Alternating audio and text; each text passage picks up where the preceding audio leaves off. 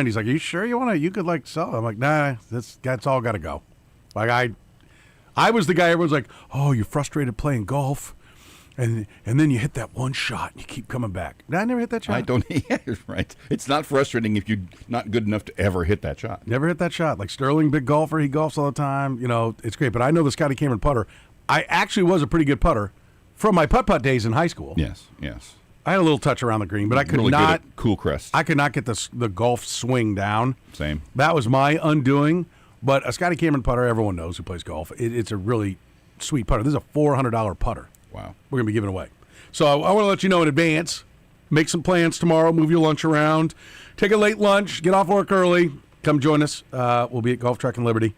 It is your chance to join us. There's going to be a food truck there from Tiki Tacos, so there'll be some Mexican food. If you want to skip your lunch and stop on by, you're not going. You're staying. No, that's not true. You're going. Actually, I've had the Tiki Taco. This stuff's fantastic. There'll be competitions on the simulators, longest drive, closest to the pin. They're going to be giving away some hoodies, some other Golf Trek merch. So come on out. Win some great prizes. We'll be there tomorrow. I'll be the guy with tacos all over his face. Yeah. And shirt and pants. Do tell. Laptop. Yep. Great TrackMan simulator technology. It's what the pros use, so come on out. Yeah. You can get instant feedback on your swing, play hundreds of different courses. Pebble Beach, Bethpage. Black. Is that what it's called? Bethpage Black? Or Yes. Bethpage? Yeah. I was going to leave that off, but... I don't know why. Well, some people, if I say Pebble, do you know where it is? Yeah, I do. It's Pebble Beach. True. Do I need the beach? I think Bethpage doesn't need the black, but it is Bethpage Probably Black. Probably so. Well, you looked at me like you were trying to think of what the third word was. You went Bethpage and looked at me. I went, black? Yeah. I thought you were searching for the third word. If you're serious about your golf game, Yeah. this is the place for you. So come on out and join us tomorrow as we'll be broadcasting live. Let's start today with letting you know that the feud returns. Todd Lee will be back. Return of the feud. The Chiefs season has been put to bed. Mm-hmm. So Todd Lebo returns to the Wednesday slot. Early bedtime. So if you want to play the feud, if you think you're man enough to play the feud, come on out. We'll give you a chance to do that. So looking forward to it. It was a bit of an adjustment. We're like, how do we do this again? Yeah, I had to remember, how do I make out the scorecard? Because I need the scorecard prepped and ready before we start. That was me. So, is that you again? I just sent you the address there. That was You got The everything second one turned shouldn't on? be me. But you make a good point. I got to find where the feud open is. I got to go find it. You don't know? Bing, that was me. One of them was me. So Second one was me. We both had the same situation. Second one was me. You got to remember to turn these things off. But we'll play the feud coming up in the 3 o'clock hour. So if you are so inclined, let's go. Let's do it. Let's get her done. Frank Bowl will be with us in the 4 o'clock hour. We'll get some Frank opinions. We'll talk about the news of the day. Seth Kaiser breaking down the tape, talking some Chiefs football with the Chief in the North. His Chief in the North newsletter, required reading, required viewing. If you are a Chiefs fan, you'll enjoy it. Go check it out. We start with some Rock Chalk, Kansas basketball. Rock Chalk KU. Boy, they rock chalked it up. When did they officially rock chalk it up? It wasn't when the score went 0. When did you call it? I called it at 43-16. I think it was 43-16. I said this game, or 42-16. I just posted on Twitter. I said, this game is over. The Billy Packer line from the 2008 semifinal. I looked back. He did that at 38-12. So it was the same margin. Okay. 26. Over. What year was that? What 08. When they blew out Kansas. When they blew out Carolina. Yeah, the semis. Because I was like, what finals? I was thinking finals. It got close later, but they eventually stretched it out. And somebody went, what about now? And I'm like, close later in this game you're talking about last night. In that game. Oh, no, in this game. In this game. Yeah, in this game last night. Hey, so what do you think now? I'm like, talk to me when it's single digits. And it never did. It got to 11. Never did. Got to 11. Iowa State had the ball, had a chance to cut it to 8. I thought, if this shot goes down, we've got something going on. They didn't. Kansas went back down and scored, ran off like 10 straight. I was like, there it is. Just a good night for the Jayhawks, or it's all fixed? I don't think it's all fixed. It's never all fixed. No. That's somewhat of a loaded question. Yeah. But maybe, it's largely fixed. Yeah. Was last night how close to the ceiling was last night? It was pretty close. Yeah. I mean, that would have to be the ceiling, but how No, close it to doesn't that have can to be the ceiling. I mean, Why? there's plenty of reason to look at it and say, I mean, That'd be hard You to- can look at almost any game and say it's Yeah. not the ceiling. I'm not expecting anybody to go out and shoot perfect, but what I think makes it encouraging that a lot of things are fixed is the 6 of 15 for Darren Peterson. Yes. I think when the number one, talent in the NBA shoots that far below 50% and 2 for 7 from 3, I think there's clearly room for more. And Now, that might be the only place there's room for more. I don't think that's the case, but I mean, Trey White was great. Yes. I don't see a whole lot more. What's puzzling about him is 1 for 6 from 2, 5 for 7 from 3. Yes.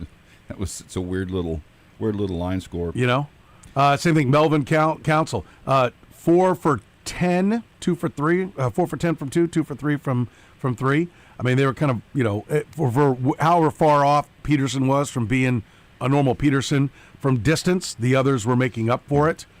I thought it was interesting. Flory Badunga had 10. He's the third leading scorer on this team. Mm-hmm.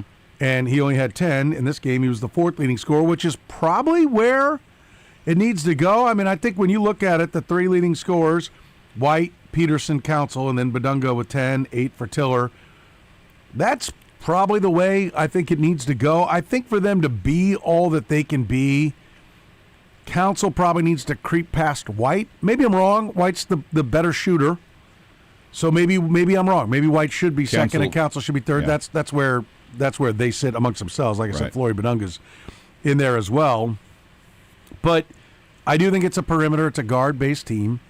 And Badunga should be the garbage man just because I don't see any kind of moves. No. He needs to be Get offensive rebounds, kick out, or get some. or catch alley-oops and throw him down. Yeah. Bryson Tiller, I'm disappointed that there's not more offense based upon what he was, and I think maybe in the future, I feel confident his offense will grow, but I'm a little surprised that there's not more offense there. But I don't know if they need it. I don't know. Off nice. Yeah, I don't know if they need it, but a couple of things to jump off the screen at you. They played 7. Yes. I mean, is that where they need to be? I don't know if that's where they need to be. I think given who they've got, that probably does, because the 5 that did play but didn't even register a minute are guys you wouldn't think, well, let's get him some more minutes. I mean, Cole Rosario didn't play at all, so I don't know where he would figure in, if that was a coach's decision or what. But he didn't. He was one player that is not in the box score. Yeah, but I do think, like in the past, we've watched him keep playing a lot of guys, and not thin the rotation down. It does look like they're getting there. Yeah. Yeah. It feels like he's getting his players. We did not see a bundle of minutes. The question I think that now looms over the next game is, did Darren Peterson play? Did he sit later in the game just because they were up? Yeah. They were up 23 when he went out. 73-50 at 5:55 is when he sat. Is that, if it wasn't for his history, would we look at that and go, that's weird? I mean, there isn't. But you can't divorce it from the history. Yeah, there is an element of he's had a lot going on. Yeah. And therefore, why push it? Yeah. Like what you hope is that, he could have played the whole last 6 minutes, but you didn't play him because you didn't have to play him. Yeah. So that's enough. We got plenty for the win. Let's get out of it. But had they needed him to go 40, 45, I'd like to believe that he would have been in there, but we don't know. Yeah. And there are 2 things basically built off of him that I thought were positives. One, he looked more like the downhill guy. There were a couple of shots you're like, that would have been a pull-up jumper or something else before, but he attacked the rim a lot more. It seemed like he used that, trusted that part of his game more. And 2, and Bill Self talked about this after the game, he said it was the first time, even in practice, that they looked like they were an aggressive team on offense with Peterson on the court. And that certainly is a change. So, a lot of positives. There really isn't. There can't be a negative. I mean, what would possibly be the negative off of last night? No, they answered the call. They came out. They punched Iowa State in the mouth and went, "We're here," and jumped up 6-0. Crowd was in it. Crowd never left the game. The one chance the Iowa State had to make it a game, Kansas answered with 10-0 and put it back out of reach again. They were never really headed, which is amazing considering the skill level of the team they were playing. Yeah, it at the end of the day, you know, the rebounding differential, I think, is something that Bill Self, you know, at least their ability to control the glass. I mean, what was it, 36? 37-36. 37-36. KU. But I think that's something that's been a problem in the past. And so the fact that he's right there on the rebounds and the fact that, you know, there were a lot more rebounds to be had off Iowa State shots. Yeah. Yeah, it's amazing how Sam McDowell posted this. It's amazing how good your offense looks when you're getting stops at the other end. I also like 17 boards from their starting guards, not even counting Peterson. Well, and you know, I don't know that I mean, Kansas got 26 defensive rebounds. There were still 17 offensive rebounds for Iowa State to get. Yeah. Speaks to how much, you know, Clank City was going on over there, which speaks to their defense. It does. So, it's easily for a team that was really, really worrying about how they played defensively in their last game. They locked it down. It seemed like there were every pass they made, there was somebody there. They kept working it around the perimeter, thinking, "Well, I'll get this extra pass and get an open shot." Nope. Easily the best game they played all year, in just about every way you can play it. Yeah, they move up to 17 on the Ken Palm. That's about a 5-spot jump. Weren't they about their 6-spot 23? I think. They were 23 yesterday. So they move up to 17 on the Ken Palm, which means they're getting back towards the 4 range. They can see the 4s. They'd be a 5 now if the Ken Palm rankings they'd be a 5. It'd be the first 5. So getting back up into being into one of those higher seeds. And now the question becomes, what do they do with it? Baylor, Ken Palm has them winning 77% of the time. They got to go to Colorado, 69%. K-State away, 70% win chance.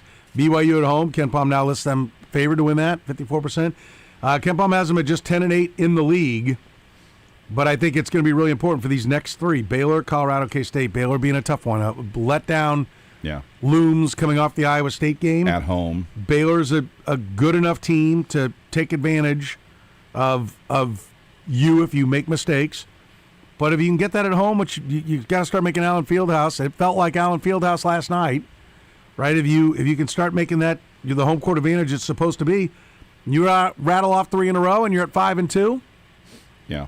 I'd have to look at everybody else's schedule, but if you're at 5-2, you're going to start talking. They'll probably be an undefeated, but everybody else will have 1 loss, and there'll be some at 2 losses. You can start getting back to talking about winning the league. I don't think they're going to win the league, but you can talk about it. Yeah, because the buzz. There's a nice little 5-game buzz saw, or at least 4 of the 5, waiting at the end of the month. You mentioned BYU coming to Kansas. 2 days later, they're at Texas Tech. Home for Utah on Saturday the 7th, which would be a little easier. Then home for Arizona and at Iowa State in the rematch. That's a difficult 16-day stretch. So it'd be nice for them to be in a position where if they are 5-2, they can drop maybe one of those they weren't expected to. Still if they were 5-2 and go 2-2 in those, and they're 7-4, they beat Utah, they're 8-4. Then they have a stretch where they've got 4 bottom feeders, Oklahoma State, Cincinnati, Arizona State, and K-State. Wedged in between those 4, 2-2, is Houston and Arizona. Yeah. If you handle business, go 4-0, and split, go 1-1. That's 5-1 there. Feeling better. Yeah. I mean, that gets you out towards, what I say, that would put you at 13-5. Yeah. I don't think they're going to hold it that strong. I think they'll get tripped up. They might be able to go the 500 against the good teams the way they played last night against Iowa State. That might be possible, but they'll probably get tripped up along the way, whether it's Baylor or Cincinnati or somebody along the way will probably trip them that we don't have them losing to. But maybe not.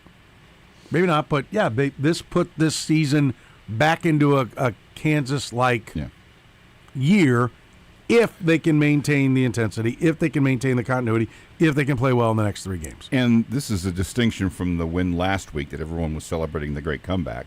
1, TCU's not Iowa State, and 2, they never trailed. So I know that so far the pattern's been lose on the weekend, win at home, lose on the weekend, win at home.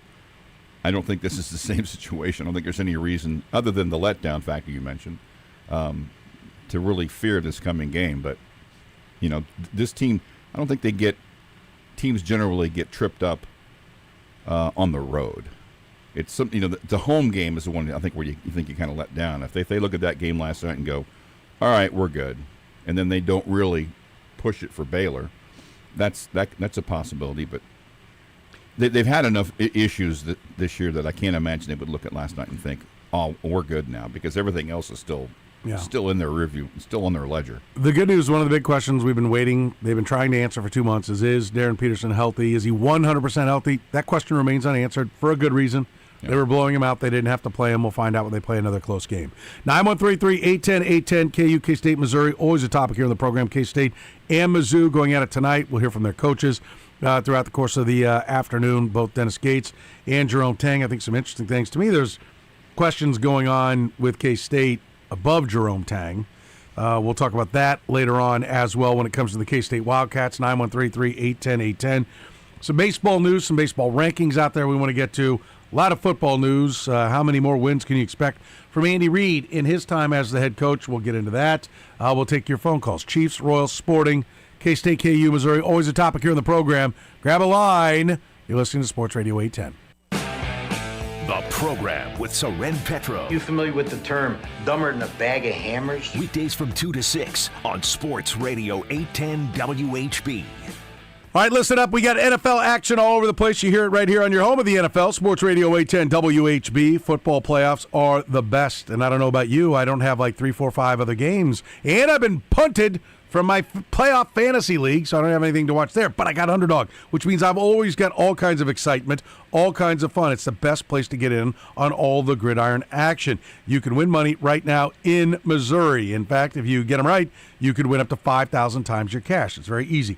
Choose your favorite players, determine whether they'll go higher or lower on stats like touchdowns, rushing yards, receptions, and so much more. Like, I think that everybody's hip to the fact that Josh Allen is running. I think they're going to try to gang up and stop the run, so I like the pass. 217.5. Little nervous about how low that is, but I'm going higher. I'm going higher on 217.5 on the Josh Allen passing yards. Matt Stafford and the Rams, I think, are going to lay the beat down on the Bears.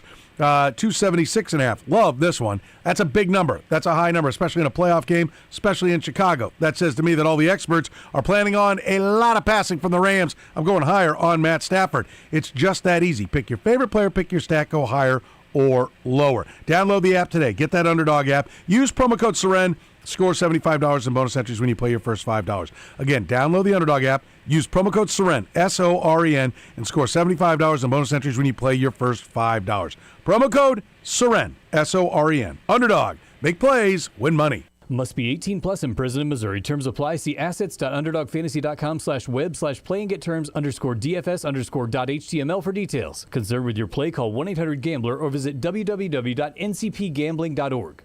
La Feta Italian Delicatessen on the southeast corner of 143rd and Metcalf. Right now, check out their rockin' lineup of gourmet sandwiches online at lafetadeli.com. The freshest ingredients and sauces with bread made fresh each morning. Kansas City's best sandwich is yours at La Feta Delicatessen. Paid for client portrayal and endorsement. The choice of a lawyer is an important decision and should not be based solely upon advertisements. Give me one good reason why I should call DM Law. How about 3 great reasons? 1, it's easy. 2, it's fast. 3, the results. Mike's got this. 816-888-7500. Mike's got this. This is Paul from Paymore, where we turn your old...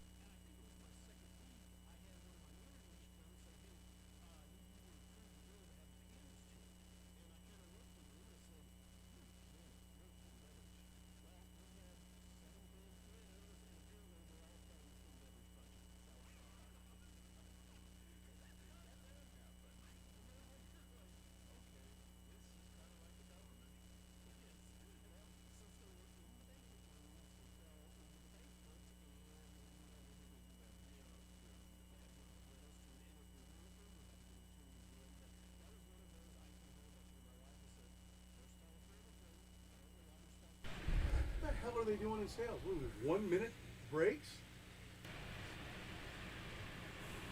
All right, welcome back here in the program here on Sports Radio 810 WHB. Taking your phone calls at 913-810-810.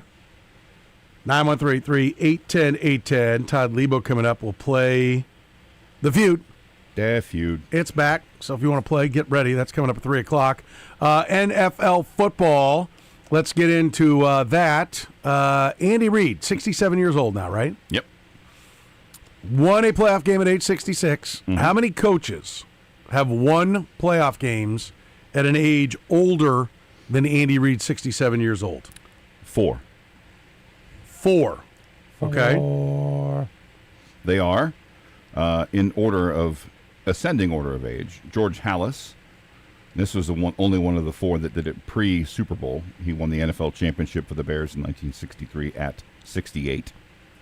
Pete Carroll in 68. Well, by the way, when Halas won that, it was a miracle to live to 68. Yeah, right. The average lifespan was like 59. Yeah. Pete Carroll, 68. Bruce Arians, 69. Marv Levy, 70. So George Halas, Pete Carroll, Bruce Arians, Marv Levy. And the oldest of the bunch? Marv Levy at 70. The only coach. They've coached at 71. We saw some losses at 71. Yeah. Marv Levy and Pete Carroll at 71. But there may have been one guy that coached but never hadn't won a game. Maybe he coached his own game. I looked at there were 100. Everyone who won, because our goal is to win a playoff game. There are 139 coaches that have won at least one playoff game, and I'll look at all those and determine who won a game past the age of 60, and I found out there were 16. Wow, so Andy Reid's one of only 16. So only 16 of 139, which means they may have been fired long before they got the chance to be that old, but that does kind of put it in perspective. It is. You said Pete Carroll, Bruce Arians, Andy Reid, and Marv Levy. That means 4 of them age 66 and older, or is that older than 67? Just these guys older than 67? There's Belichick is next at 66. There was no one whose oldest was at 67. Okay, so these guys are old. So Marv Levy, Bruce Arians, Pete Carroll. Yeah, 3 of them Super Bowl era are all recent. So clearly, we're living longer, we're staying healthier, and so you would expect that number to continue to grow. And Halas probably wouldn't have been coaching the Bears at 68 had it not been his team. But Marv Levy at 70. Yeah. And 96 for the Bills. Which would mean that next year will be Andy Reid's 68-year-old season, correct? Mm-hmm. So that would say, according to history, Andy Reid has three years left. Yeah, to win playoff to win playoff games without setting a new precedent. I would say that the modern coaches tend to set the precedent. So I think we would say 70, 71, 72. He's not going to bust it at 80. Yeah. What was notable is that what got us on this track was what Kyle brought up. It was the relative youth of the coaches in the final 8 in the quarterfinals. Yeah, I always like the Elite 8 because you've kind of gotten rid of the commercial filler. Yep. If you were in a wild card and had to play on the road and you go on the road and win, we've eliminated the rummy division winners. You would have division winners or teams who have won a playoff game. I think this is always a good time to kind of measure that. We looked it up. Kyle looked it up. Here are your ages of your coaches that are still playing. Sean Payton, 62. Sean McDermott of the Bills, 51. DeMeco Ryans of the Texans, 41. Mike Vrabel, New England, 50. Kyle Shanahan, 46. Kyle Shanahan's still just 46. That's crazy. And even more, Mike McDonald's 38. Sean McVay is still just 39. Good gosh. He's been to 2 Super Bowls, and he's still not even 40. Not even 40. And Ben Johnson's 39. So we have 3 of the 8 are still in their 30s. 2 more are in their 40s. 2 more are in their 50s. 1 is over 60. So 5 of the 8 are 46 or younger. Mm-hmm. And 7 of the 8 are 51 or younger. Yes. But part of that's because, like, if you prove at 45 you can't coach, they don't give you another chance at 62. There are a few. There's very, very few. Yeah, there is another. It's not. And sometimes guys step away and come back, like Jim Harbaugh stepped away for a number of years. But I want to be clear for the old guys out there. It's not because they got old they couldn't do it. Right. It's they proved they couldn't do it. They didn't get a chance when they got old. Right. If this were something like you had to be 60 to even get a try, well, we'd see a lot of 60s. But you get a try early, and then generally speaking, if you're really good, you get a try early, and then you could make enough money to walk away, burn out. Yeah. I mean, Pete Carroll was coaching forever when you consider Jets, Patriots, USC, then finally the Seahawks before the Raiders. I mean, it's a long career that's there. Yep. 9133-810-810. Let's go to the phones. Justin wants to lead us off today. You're on the program. Justin, what's up? Hey, guys. Appreciate you taking the call. So also appreciate just what you guys do, because a lot of what you guys have talked about over the years kind of supplied my knowledge for the question. Okay. But with just over the years, it's kind of been widely known that like rookie receivers typically don't do well in Andy Reid offenses. Rashee Rice and Xavier Worthy kind of seem to be breaking that mold, but it kind of seemed like it was out of necessity because there was nobody else. And then Spags on the defense is kind of similar, where he runs a complex scheme that over the years has made it difficult for rookies to get on the field unless they're just like crazy good, like McDuffie was. So, or as I've said the way I described it on our Red Golden Bowl podcast was, you burn the boats behind him. In other words, you don't give them any veterans to play. That's what they did after the 22 draft. You mentioned Trent McDuffie, but it wasn't just Trent McDuffie. Jalen Watson played. Brian Cook was the third safety. He had no choice but to put rookies on the field, and it worked out just fine. They won a championship with them. That's a fair point that I hadn't considered. Because my question was going to be, does Beach need to just have hard conversations and say, look, we can't afford the savvy vets that you guys prefer to play, so, like, do their schemes need to be a little more amiable to rookies? But that's a good point that you made about. But your question is great, and the answer is yes, it does, because they're headed into a 2026 season where they're going to be up against it under the cap. There's light at the end of the tunnel, and once they come through 26, it gets easier. They're going to have to do it. I'm not telling you doom and gloom that they're cutting a bunch of guys that they don't want to cut. They everything's prepared and ready to go. But I think the key is to take it on the chin as much as you can in 26, to not be moving George Karlaftis money back, not be moving Trey Smith money back, Creed Humphrey. They may have to do that, but if they're moving all those guys' monies back to try to grab a player or two here, I would rather see them trade Trent McDuffie, get more draft picks, trade back in the draft, get more young players, and say, this is it. This is our squad. We're going at it with what we got, because we want to be as flexible as we can cap-wise going into 27, 28. I mean, I think Patrick Mahomes is going to come back and be ready to go for game one just based on how he works, unless he works too hard and, ruins the leg by pushing it too fast. I think he'll be back for week one. But what do we hear all the time, a year removed from a guy coming back? Well, he really wasn't healthy last year. Yes. They're going to tell you he is. Whenever he plays, they're going to be like, yeah, no restrictions. He's all great. Not even wearing a sleeve. But everyone who's been through it, Trent Green told us this, it's that next year where you really are back to being 100%. Listen, Patrick Mahomes at 85% is good enough to win a championship if you got a good enough team around him. But don't push it. Make sure you're good enough to win a championship when he's 100% in 27, 28, 29, 30. To me, take the lumps cap-wise now. Keep the numbers, the future numbers for Trey Smith and Creed Humphrey down so that you can do as much as possible in 27 and 28 and play the young players, Justin, this year and just deal with it. Dial back the scheme, whatever it takes. Yeah, and I have one more question if I could. Yeah, go for it. I saw an interesting mock draft recently, and I know it's mock draft 1.0, so it doesn't really mean much, but I just thought it was interesting. They had the Chiefs taking Caleb Downs just because at 9, he's by many people rated as the best overall player, but just because of the position he plays, he's not valued as highly. So high for a they safety. had him available at 9. And I just want to get your guys' thoughts on that. I don't like the idea of it just because it's not a high-value position, like edge or tackle or something like that, but just wanted to see what you guys kind of thought about that. And, thank you for taking the call. Yeah, I appreciate it. Thanks for calling, Justin. Good stuff there, man. Look, Caleb Downs is a very talented player. I like how you put it. A lot of people say he's the best pure player, like best at his position. The question is how important is safety, right? You can be the greatest punter of all time. You're not going 1-1, right? You're not going 1-9 either. Let me look. Give me a birth date on Caleb Downs, and I'll tell you how that will eliminate. First of all, I think it's highly unlikely. December 10th, 2004 would make him 21 already. 21. Yeah, but that's still just 21 and a new 21. Yeah. So he's not that old. Yeah. He's on the younger side. The Chiefs love youth.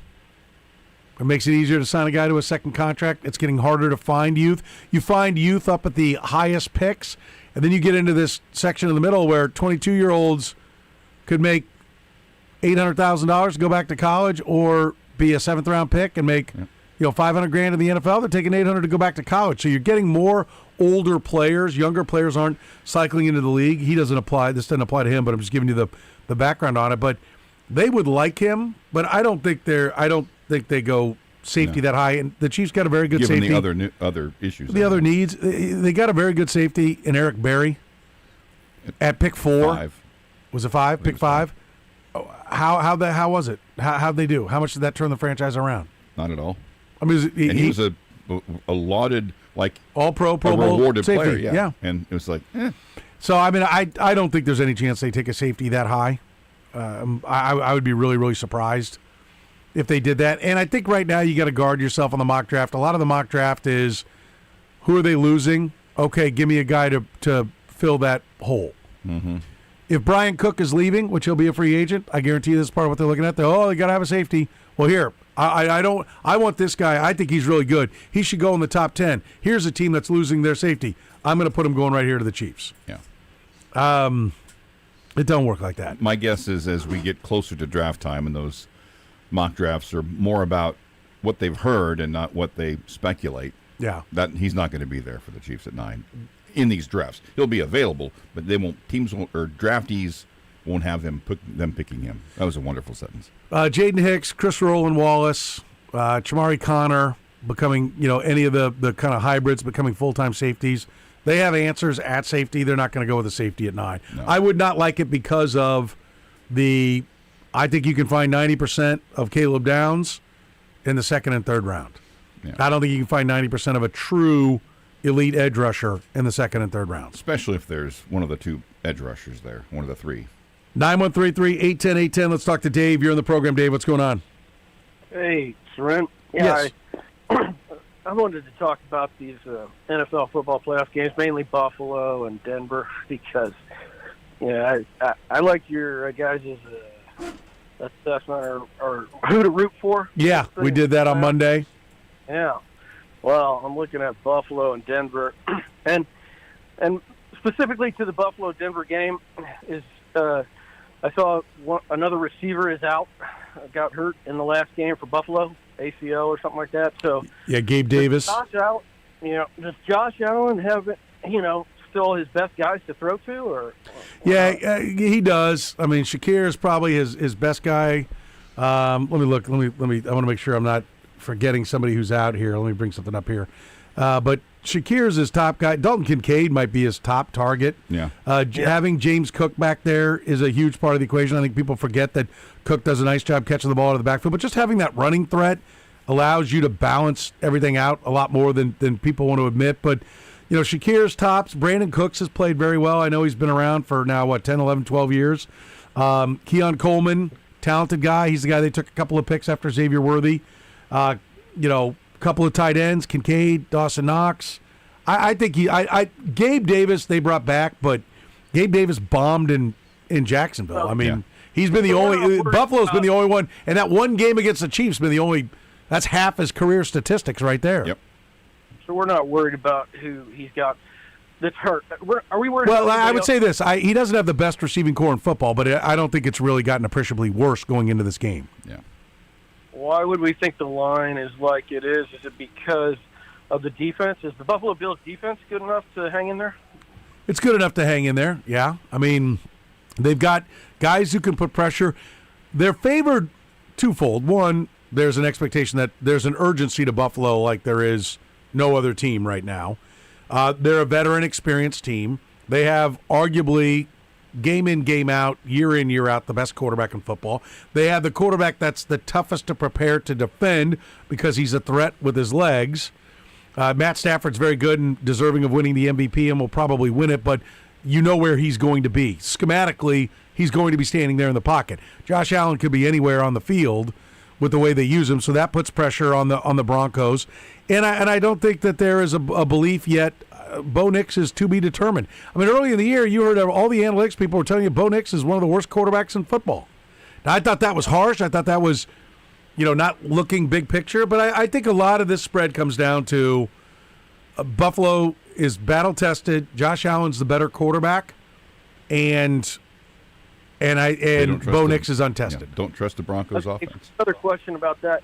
Did you guys see the thing where Josh Allen what was it? He dreamed that he was going to win the Super Bowl this year or whatever. There was a whole little program or something earlier this year or at the beginning of the year where Josh Allen had this dream that he was going to win the Super Bowl this year. I would call that fluff. I'm sure every guy will give you every a speech NFL. about how they did it. I had a dream, and I mean, why do you ask? I don't know if you think this is Josh Allen's year. Because he had a dream? Whatever. Is it his year? Yeah, no, I know what you're saying. Dave, thanks for the call. I appreciate it, buddy. Do I think it's his year? I think it can be. I think it could have been many years before, but Patrick Mahomes has been standing in his way. I don't think it's anybody's year. You got to go out and make plays. The whole team's got to play with him and for him to get it done. But you cannot. It cannot be denied. I think Josh Allen will be president of the club. No Joe Burrow, no Lamar Jackson, no Patrick Mahomes. Like, you need to get it done now.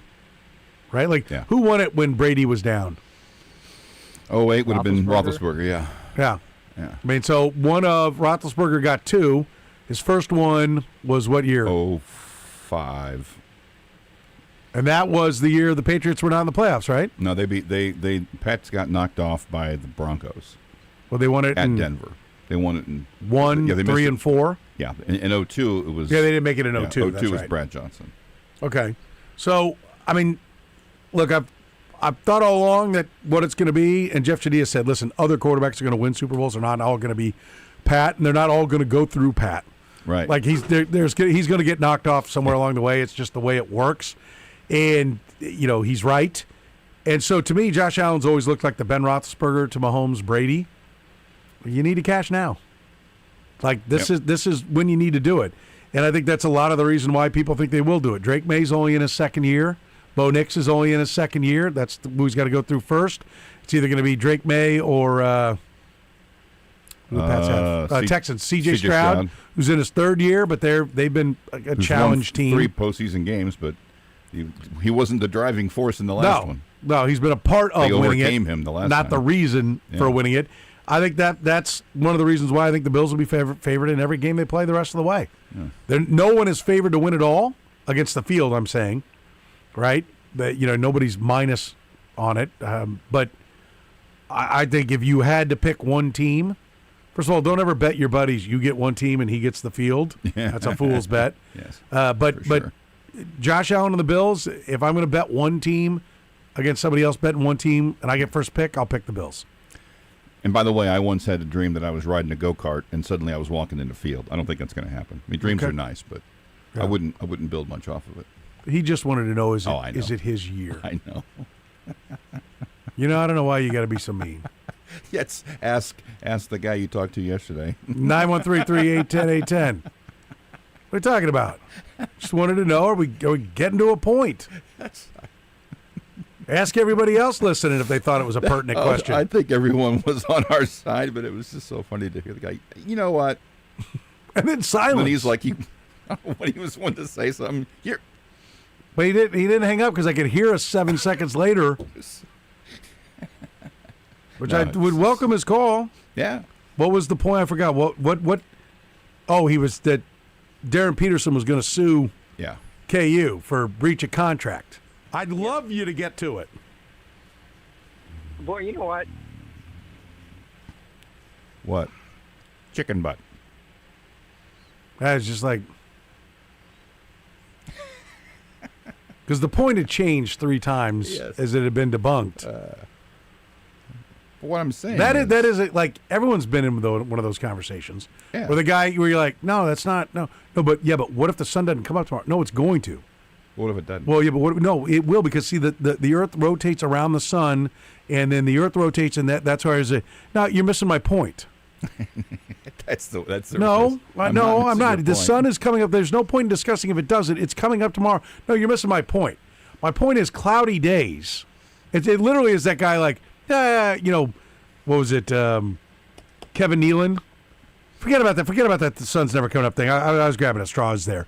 Cloudy days. That's my point. That's what I'm getting at here. Cloudy days are It's like why am I chasing you around the block here? What do we want to get to? Yeah, that's what I'm saying. The point was, he was of the opinion that Darren Peterson could sue the KU for breach of contract. Yeah. Like it's a normal but it's not a normal player contract. Yeah, it can't be. And then, That was fun. Wasn't going to happen. No.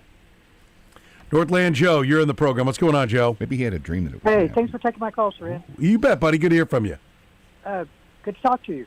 I wanted to ask you a question. Maybe this is a moot point or not logical, but do you think it would help, especially the wide receiver room, if they spend some time in the off season? I know they don't have Mahomes to throw to them, but just practicing, just getting some experience. Well, Matt Derrick made a great point yesterday that Tyreek Hill, and I forget he had the name, but there's a guy who works out and coaches wide receivers in the offseason, and he said, Rashee Rice was spending $30,000 to rent a Lamborghini and crash it on the weekend, where Tyreek Hill was paying a wide receiver conditioning and skills coach $30,000 to get better at being a wide receiver. And yes, to answer your question, Joe, this is not a sport anymore where you need to work an off-season job. And I appreciate the call. I'm going to let you go. You don't. And so, look, if you choose to make sports your job, you take a little time off at the end of the year. I do think there's burnout. And I think, I wonder if guys like J.J. Watt and, maybe even Aaron Donald, that they work out so intense. Do they break their bodies down? I mean, I know it happens. All you got to do is watch a video called King Ronnie about Ronnie Coleman, who was Mr. Olympia, and how his body has been just beaten down by how intensely he worked out. Like, I'm going to tell you, I think James Harrison is going to be breaking down. You see him squatting at 1,200 pounds and deadlifting and carrying cars and like that. It's too much, right? It's great if you can do it, but you're going to live with the after effects. I mean, football, we see Tim come in here. Every year he's talking about which surgery he had. Yep. That's just from playing the game. Yeah. But so everybody needs a little downtime. Wide receivers aren't doing that kind of thing. It's mostly just running, cutting, and and Tyreek Hill, I think that's the underrated part. Not real good at keeping the family unit. Yeah, no, he's not good at that. Not real good at talking about the Clarks. Yeah, not good at figuring out who the owner is and what his name is, but real good at working out and getting better at being a wide receiver. Outstanding. Grossly underrated, tremendously underrated in how much work Tyreek Hill put into the game of football and becoming a wide receiver. Because he was basically a running back in the 10 minutes that he played college ball and a kick returner.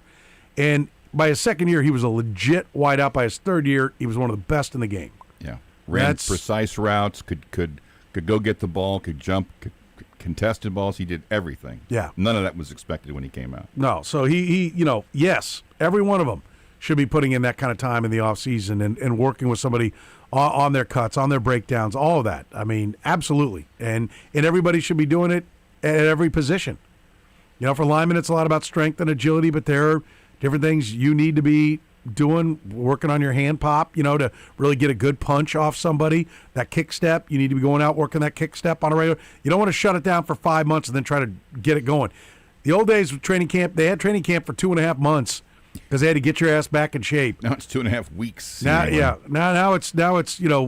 it's 3 weeks and then you play your 3 preseason games. It's 7 weeks before the season starts. You better come in ready to go. And yes, I think Rashee Rice needs to focus on his craft. Because to me, he's a gadget player, and you don't think of him like that because it's not a bunch of screens and draw or what are those shovel passes, and he is a bubble screen and slant runner, and that's it. Like there are no routes. Like we talked a lot. If you want to go back and listen to the Trent Green conversation, it was great with Trent on Monday, 5:00 hour. Listen to that podcast, and Trent talking about him and Eddie Kennison and all the variations of the route. And I'm telling you, I've never seen something that was more just stealing than Trent Green to Eddie Kennison on about an 18-yard out at the sideline.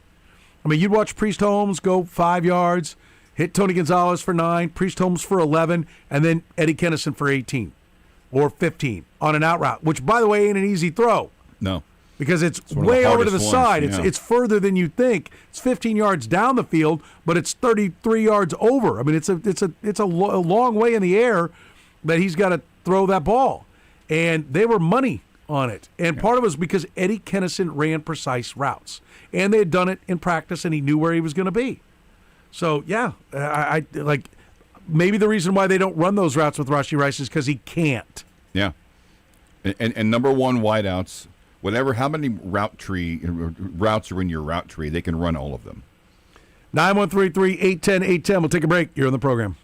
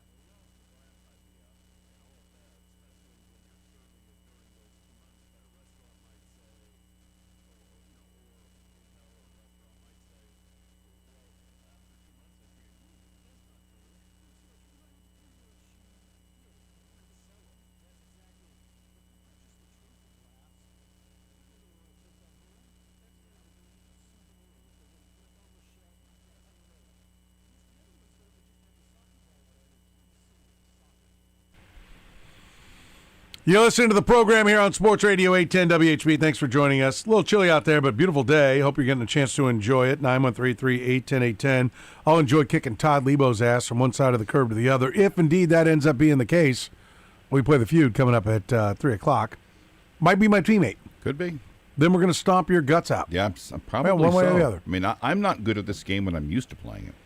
913-3-810-810. We continue on the phone lines. James wants to talk a little Chiefs. James, how are you, buddy? I'm great. How you doing, guys? Good, man. What's on your mind? A couple of things here. With the Chiefs, there was a guy that called earlier that was saying, asking the question whether we should get younger and cheaper for the Chiefs. I think most definitely we need to do that. We're paying a lot of old guys a lot of money. So, yes, most definitely. And then the other question about whether these guys ought to be working in the off season. As an example, I have my kid's 13 now, just turned 13, plays competitive baseball. We're done with fall ball in November or October. We're back at it in December, getting ready for the spring. So these kids and these are kids are not getting paid. I'm paid for it, but definitely, and I don't have an NFL salary. So definitely these guys who make all this money, there's no question and there's no reason they can't be working to get better in the offseason. Well, let's be clear. I think most of them, probably even close to all of them are. I don't think you can play at the level they're playing at and just mail in the offseason. Yeah. That's now, some are working better and smarter and longer and harder than others. But, I'm with you. When your body is your job, when your job is your physical skill set, I would think you'd spend some time on it. No question. Okay, well that's all I had. Thanks for taking the call, guys. Appreciate it. You bet, James. Thanks for the time. I mean, I don't think anybody's even Rashee Rice. I'm sure does workouts. Yeah, and to your and Matt Derrick's point yesterday, Rashee Rice had a lot of distractions in the offseason. So and health. Yes, and health. Coming back from a knee injury. Right. I mean, I think it's entirely possible that we see Rashee Rice's best season next year. He's now a year removed from a serious knee injury. When they get back, he'll be more than a year removed from well over a year removed from a serious knee injury. But, hopefully the legal part of the equation is done distracting him. Listen, anybody who deals with a lawsuit or a contract, you can sit there and be like, oh, I'll have my lawyer handle it. I have my attorneys, my agent handles that. He doesn't sign anything without you. Right. Okay, and you reach a point where he's like, well, hey, listen, they're not willing to go to 4.6, but they'll go to 4.2, and they'll put $350,000 in incentives out there. Here are the incentives. Are you willing to sign? You're going to have to spend some time. Vinny Pasquantino didn't tweet yesterday about I'm getting ready to go into, which is not, he meant figuratively, go into a meeting where they're going to tell me how bad I am when he was talking about the fences, and he meant it tongue-in-cheek. But he's just talking about how, moving the fences is going to change the statistics of the players and what statistics matter when you go into, a contract. And let me tell you something. Vinny Pasquantino, Vinny Pasquantino moved to Nashville, Tennessee, because that's where his agency is, and they have their own baseball factory there, for lack of a better term. Everything you need to get better as a baseball player, he wanted to be there so he could work year-round, so he could work all off-season, I should say. And so Vinny Pasquantino's putting lots of time into being a better baseball player, but that's Vinny Pasquantino's also putting time into his arbitration case, as you should, because it's your money. And anyone who tells you, oh, my agent handles all that, and they mean it, they're probably going to end up in the next episode of the 30 for 30 about broke. Wasn't that what they titled the athlete one, broke? Yes. You better be on top of that. You're paying the guy. He's your guy doing your work, but listen, you got to be on top of that guy. You got to be on top of the agent. Hey, where are we on this? Why haven't I heard anything? Well, because I have 7,500 clients, and you're like 39th in line. Oh, I need a new agent. Or because this is what I do. I'm stalling them out. I'm leaving them. We need a deadline. They're not going to move till we get to the end. Teams know how it works. But, yeah, I mean, you better be on top of everything. Your money, your agent, but how you're getting better, the practice you're doing in the offseason, the skill training you're doing, all of it. Yeah, that's the modern athlete. You are your own industry, your own business, but it all starts with your body and your skills.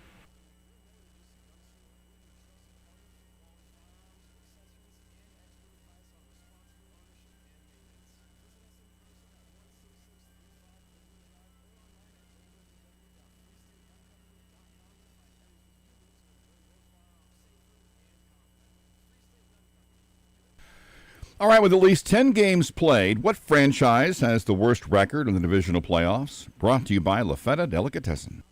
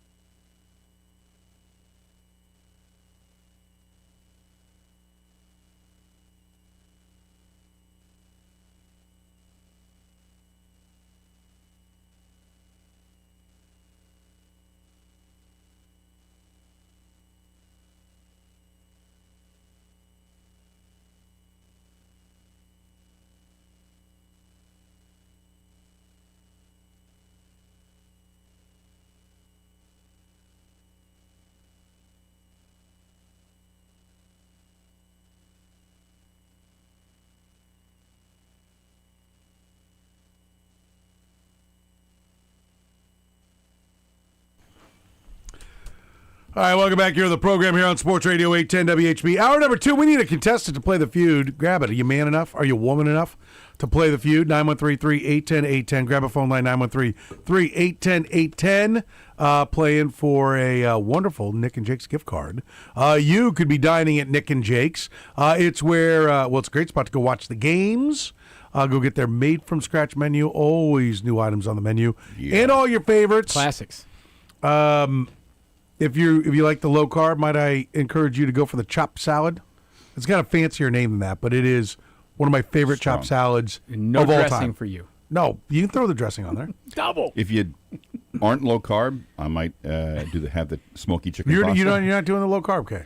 No, if you if aren't. you're not. Listen, if you want carbs, they got them. I might try the smoky chicken want to clear it pasta. up. If you don't or want the carbs, jambalaya. they're good. If you want carbs, they got them. Yeah. They got you covered always there. The smoky chicken pasta is crazy. Smoky. out of So this is the world. jambalaya. You can get with the rice or with the cavatappi. My daughter's Noodles. her favorite's the smoky chicken pasta. Carbed. She is the anti-me. And she is all like Tubby here is always like, let's be honest, on and off the diets, but she's like, yeah, carbs, need it for your brains. Give me the pasta, give me the noodles, give me the rice, and let's go. The baby backs, dude. Yeah, they're very good. Incredible. Everything's good. So Everything's smoky. good. Todd, how are you? Thanks for joining us. Doing great. Very excited. Are you really? Yeah, absolutely doing good. Just fantastic. Got good things going on. Whatever. It's all good. They're moving fences in. Got good things going on. Whatever. I don't know. We got good things. What are the good things? The good things you that are got to going win. on, no, the good things that are going on, and personally in my life, we have a closing date for my dad's house, which you've been trying to sell for a okay, while. very So good. There we go. Congrats. So let's go. Let's get that Congrats. closed, and then let's get some money wired over and be done with it. Well, as long as we're talking about that kind of thing, I'll throw some love to Augustine Exterminators. Great sponsor here at 810. Did a fantastic job. When they're out, they always do a great job. So I just wanted to say thanks to them. Thanks to everybody. Well, they're down at my mom's house, as a matter of fact. Right now. Mm-hmm. Exterminating? No, they were, but they are All not good anymore. now. Yeah, it's good now. It wasn't a 20-hour job. No, quick one. They didn't go in there with Quick in and out. flamethrowers. No, we had it just my dad's been at John Wasn't Knox Stranger Village. Things, One of those going on. videos Been where there. What is it? It's you know what? My dad has been at John Knox Village now for November. This is all November, all the two full months. Okay. So in the house got we got it sold, but selling it and then closing it are two different things. Oh, that's true. We got our date. That's so true. that just got that news. The date. There you go. That doesn't mean it's a done deal. No, it's not. We're but not it means counting any all chickens. parties have the intentions of Yes. it being a done deal. It's all going to go well from now on. Let's go. People like my closing when I was talking about the Chiefs moving. Yeah. I said it's like a closing. Like Yeah. all parties think, yeah, we got a deal. You Here got we a go. deal. But something could blow it up. And you Somebody gotta- does you something gotta go. stupid, then. You But gotta it get there. appears. It appears. We're It done. appears.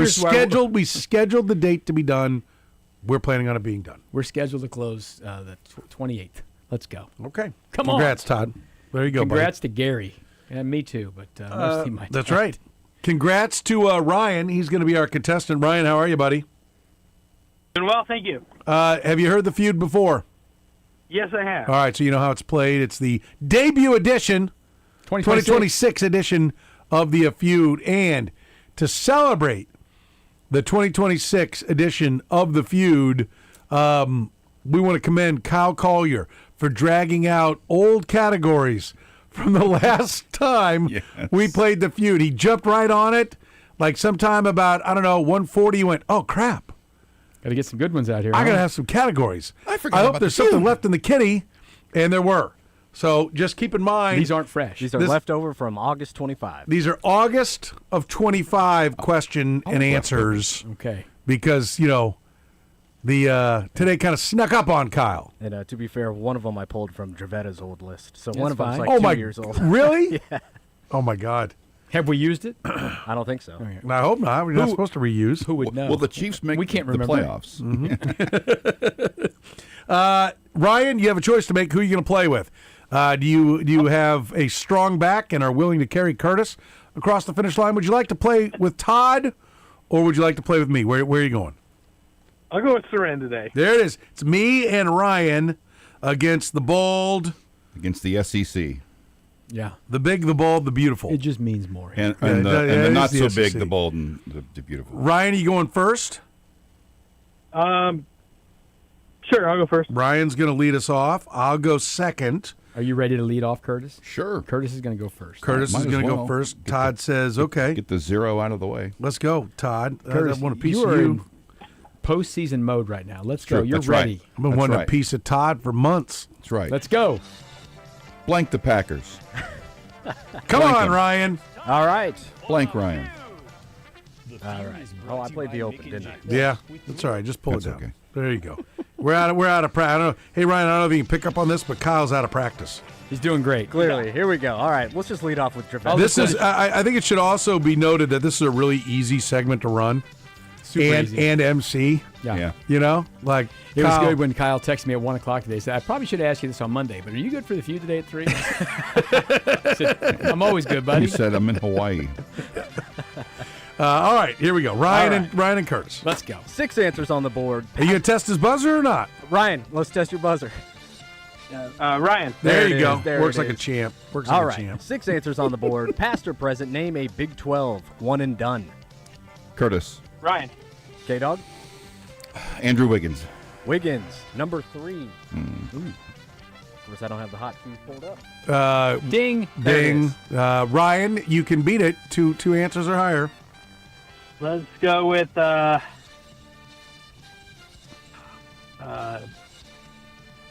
or present, Kevin Durant. Durant. Number 1. There you go. We're gonna play, right? Yeah, play. Okay. I will go with. You feel pretty good about this? I just want to kind of gauge if I should try to leave. We don't need this talk. You just answer the question. This is meta, man. All right. I'm gonna go Blake Griffin. He played 2 years. Did That not would be make a the problem. list. That Strike would be a one. problem, wouldn't Not it? necessarily. They could still have said it. They could have. Yeah. Damn. I'll act like I'm not marking that one off my list. Yeah, that was bad. You did have it on your list, though. That's great. All right, is it my turn? Yes, it's your turn, Ryan. Let's go Cade Cunningham. Oh, really? Did not Sorry. make the list. Strike No, 2. number 1 pick doesn't get it. You don't make the list. Wow. Well, Michael Beasley was definitely a one and done, and he's a K-Stater, so he ought to be there. Beasley, number 4. That was the other one I was going to go Number with. 2, number 5, and number 6 remain. Big 12 players, one and done.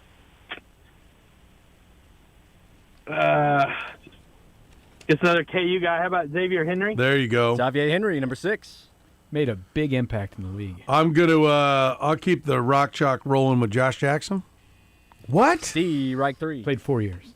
He did not. He played one, and it was just like 5 years ago. Didn't do much. Are we up now? Yeah. Trey Young? I think Joel Embiid is probably the one. I mean, if we're going Jayhawks. Yeah, And Trey Young was a that's one-on-one, but I'll stand on business I'm on with Joel you. Embiid. Yeah. Joel Embiid. Yeah, there we Number go. 2. Crap. The was one, terrible. the one you missed, Trey Young. Here we Trae go. Young. We had had this it either thing way. filled. So that is going to be 95 points over Shut to K. up, Curtis. and Hello. 95. This All one's right. over. 95. I mean, no one's ever fallen up 95 in this game. Yeah, no, never. Never happened. Not us. Not me and Curtis. People have fallen up 195 in this game. All right, give me Soren and give me Todd. All right. 7 answers on the board. Name the best in-game dunker you've Petro. ever seen, Soren. Best in-game dunker you ever. Michael Jordan, I guess I'll just say. MJ, number 2. Oh, damn. I don't know how old these people are. LeBron, I got to say it. Oh, wow. Did not make the list. Jiminy So we want to play, don't you think, Ryan? Yeah, we'll play. Okay. Yeah, we'll play. So, my turn, right? Yep, your turn, Ryan. Well, let's go with your answer last time, Blake Griffin. There we go. Blake Griffin, number 3. Dominique Wilkins. Dominique, number 4.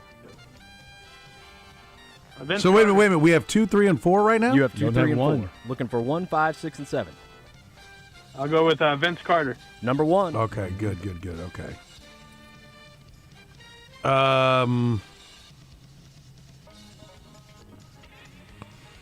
God, where do I want to? Do I want to? I'll. Are you thinking John Stockton?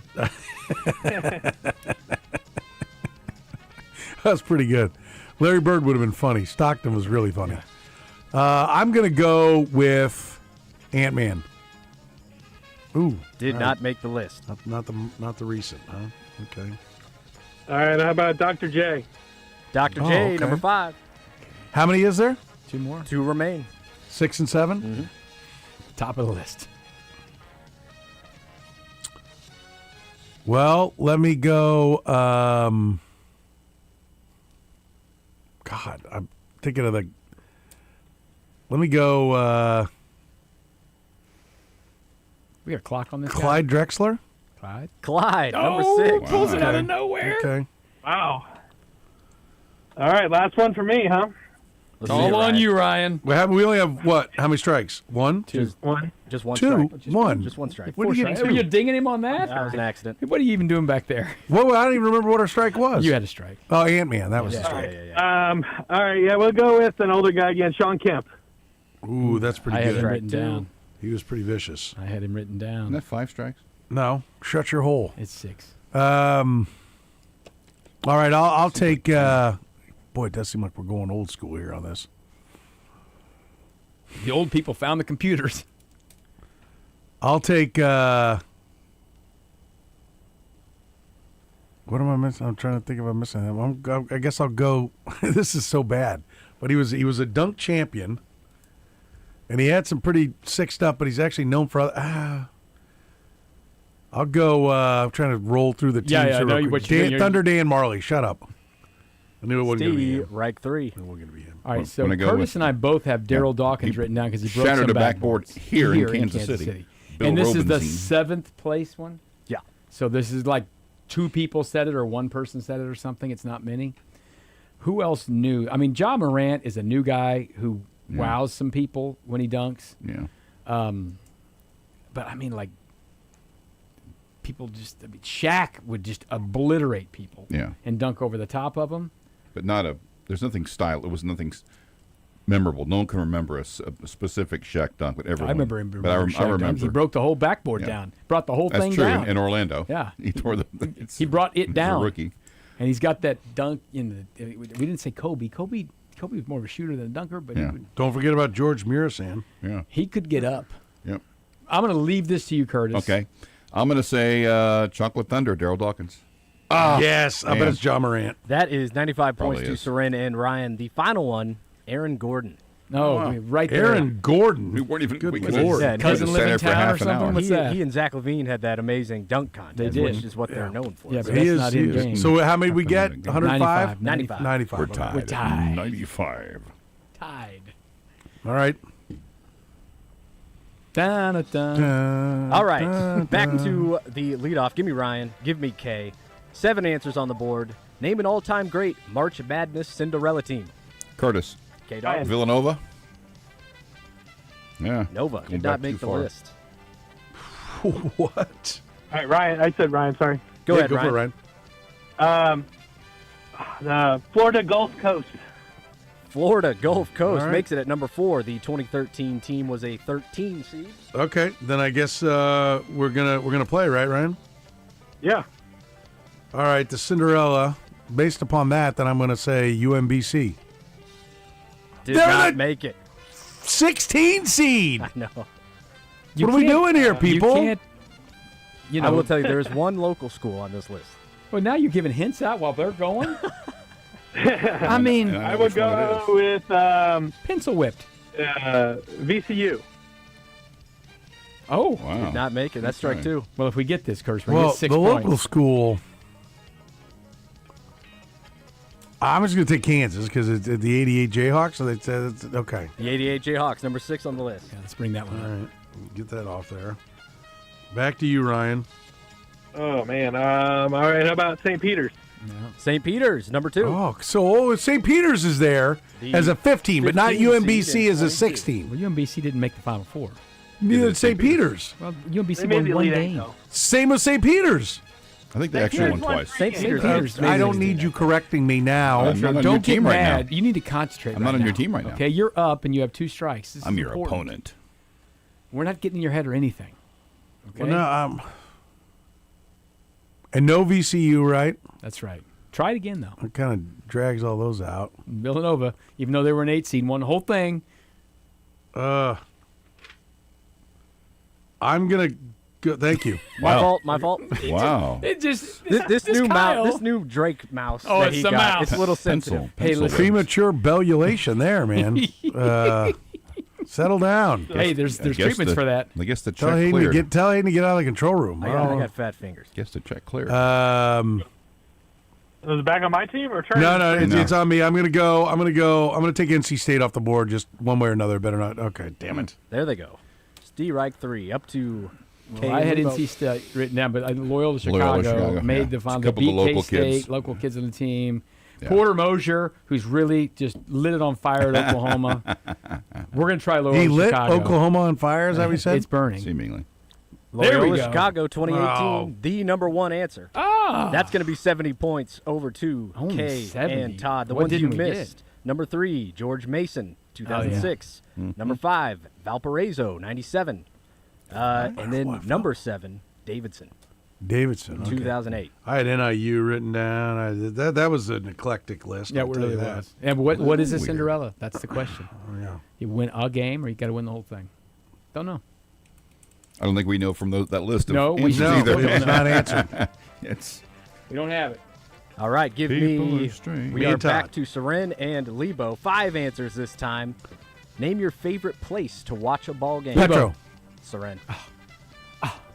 Favorite place to watch a ball game? Are you specifying the sport there? You cut him Nope. off. However you want to do it. At the stadium. In stadium, number 2. Oh, crap. At home, my couch. The couch, number 1. There we go. Son of a, I was debating between those Fantastic. two. I was going to go Petro's What? theater seating. That's Is that on the right. list? Come on down. That's mine. Soren's There's 5 answers. Okay. I'll say sports bar. A bar, number 3. And here ended Yeah, I any know. chance of getting anything right. Sports book, because, Oh, that's not bad. That's good. Did not make it. Let's see. Watch party.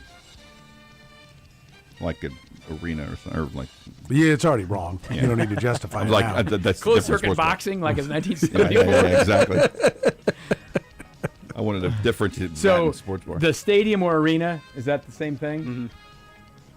And then my couch is my home. Yep. All That's right. your living room. And then the bar. Bar's been taken, yeah. How about when I was following along to the Royal score during Petro's wedding on my phone? Does that count as a thing? Yeah, it was, A wedding? no. At my wedding or At your wedding. we did that together at somebody else's wedding. Oh, we've done that a lot. I watched Missouri. My wedding, we've at least made it this far. Yeah. Yeah. That other one didn't go so good. I watched Missouri, Oklahoma in I gotta try. 2010 at a friend's wedding reception. See? Me and her brother watching the game on her phone. I struck out. He struck me. I was just making. Is that a it? joke. Is that He struck 3? me. Is that 3? I think it's that 3. was only 2, I think. Okay. No, because I think it's 3. No, wait. I said you.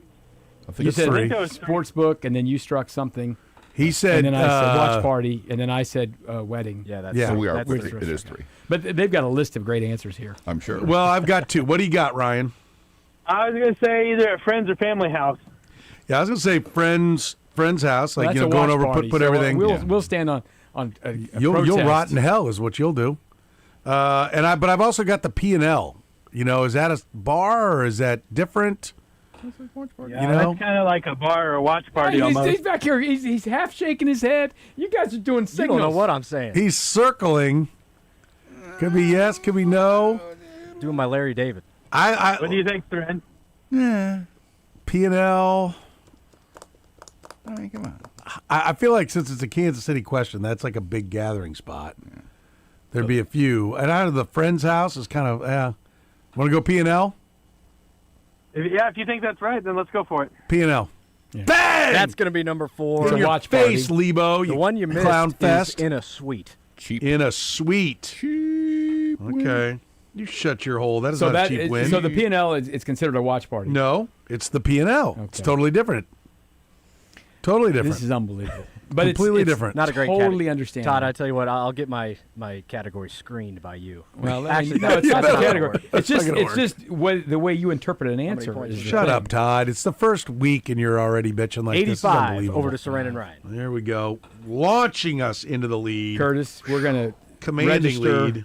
a protest with FIFA You and lodge the a protest. IOC on this. All right. With the KAB. Yeah. Get tough, Ryan. Here we go. All right, 6 answers on the board this time. I asked the people their favorite sports venue.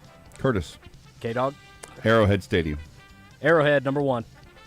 How many answers we got here? 6 answers on the board. 6 answers. Well, let's try Kauffman Stadium. Kauffman, number 3. Ooh. Children's Mercy Park. Did not make it. I would think Allen Fieldhouse made it. Number 2. 4, 5, and 6 remain. Let's see. I'll go the other soccer place, CPKC Stadium. No, I'm out. Soccer places aren't fun. Steve, right too.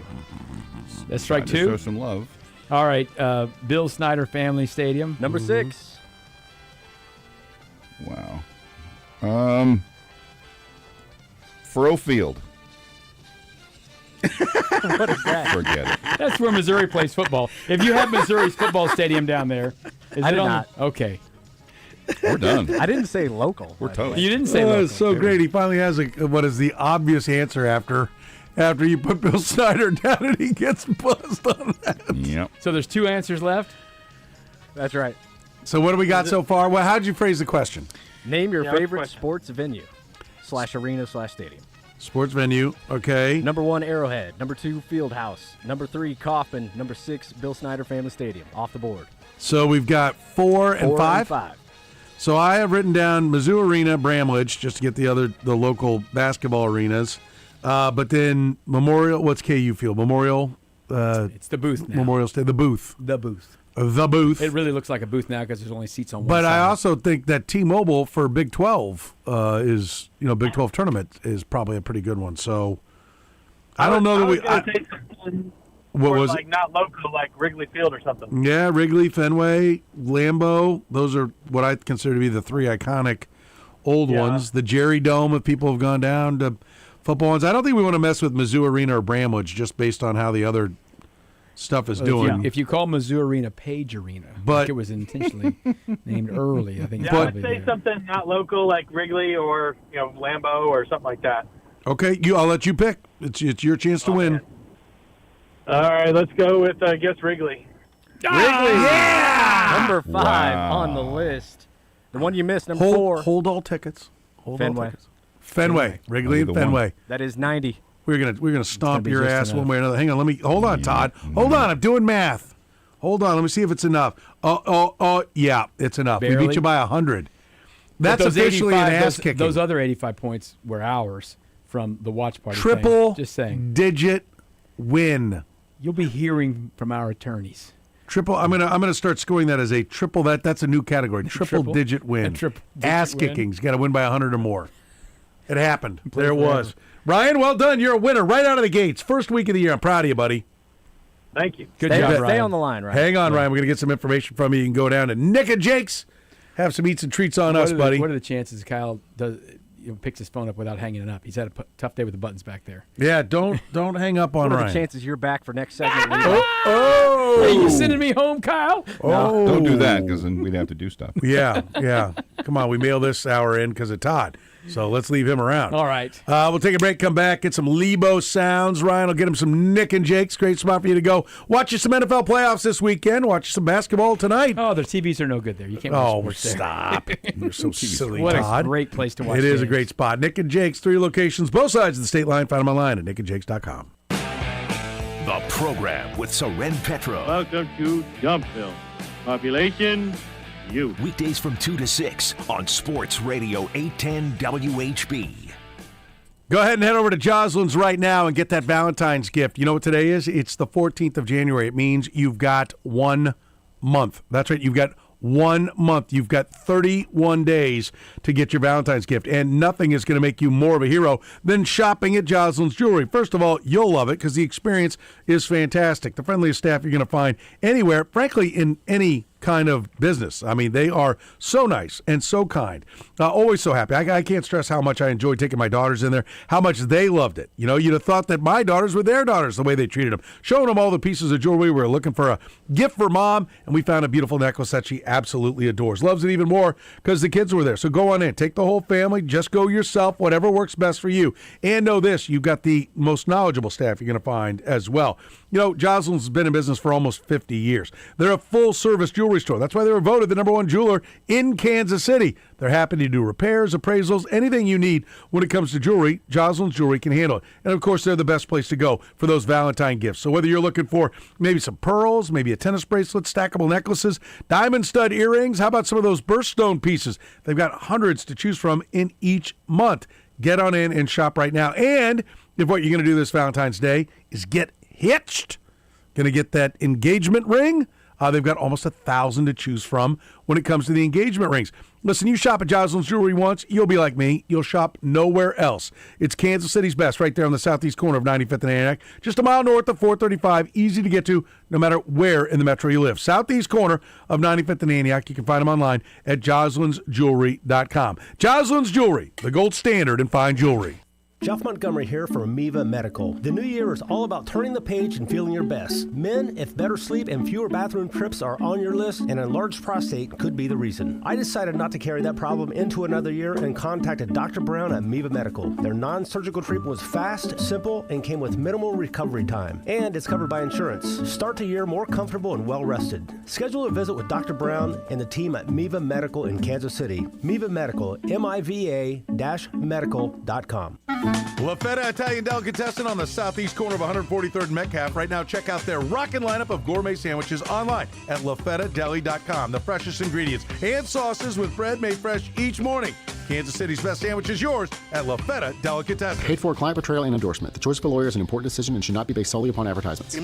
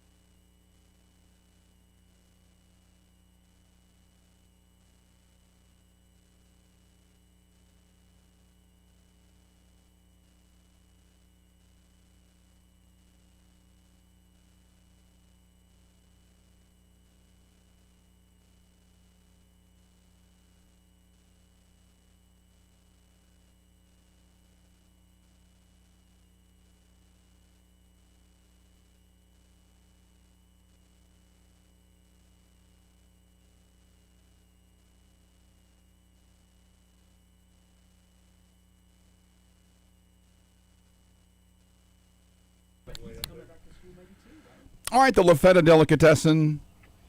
Wow, wasn't expecting lyrics. I like it. The La Feta Delicatessen end of the hour answer: with at least 10 games played, what franchise has the worst record in the divisional playoffs? 10 games? Gosh, we kind of talked They're about 4 and this 9. before. 4 and 9. 9. So they probably made a Super Bowl because if you figure 50% in each round. Mm-hmm. This team has made 2 Super Bowls in their history, and they have a championship. And they have a championship. Well, that should be a really good hint for us. A Bengals have not won one. 2 Super Bowls and a championship. Seahawks? Seattle Seahawks. There you go. 4-9. So they're not winning. The other 2 teams that have at least 10 games but have a sub 400 win percentage. Actually, there are 3 more. Chargers are 4-8. Titans 5-10. Ravens are 5-8. As good as they have been in the earlier rounds, they've not been very good in the divisional round. That's how as bad as they were in the divisional round.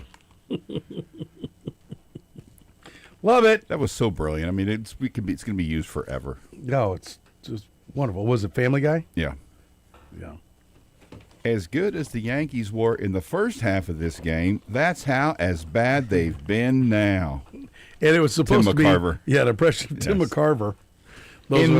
In my view, in then my he hits that. view. That's just fantastic. Is that so? Now, when is Family Guy attack some of the Tony Romo-isms? Oh boy, Could be talking doing about a it guy right who's now. getting roasted. Yeah. Well, he was sick. Oh, is that what he's That's claiming? what he said. Yeah, he was sick. Cold this medicine? week. Yeah, something. He was You got to be kidding me. I've been sick That's what I before. It saw doesn't today. make you say He stupid said Doesn't make you stuff.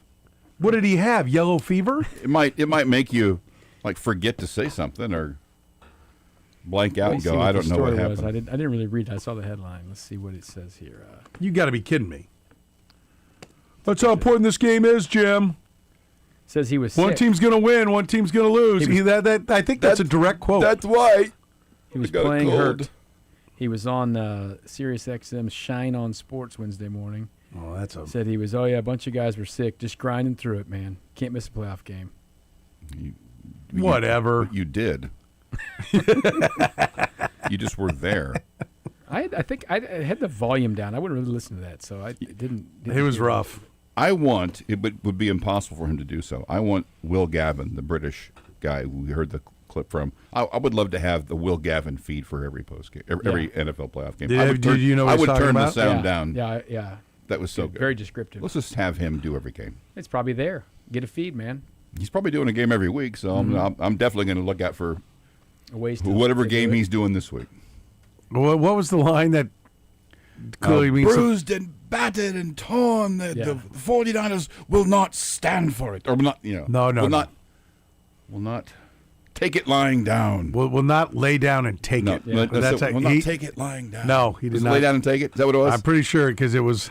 What? See if you have it. You got it? Play that. That'll be part of it. 19, and this battered, bruised, and banged up San Francisco team just won't take it lying down. Take it lying down. You could say that about the Chiefs this year, couldn't you? Yeah. Or how about Kyle Long? The kind of guy that goes to the O-line dinners with his big hogs. My name, what's on? Yeah.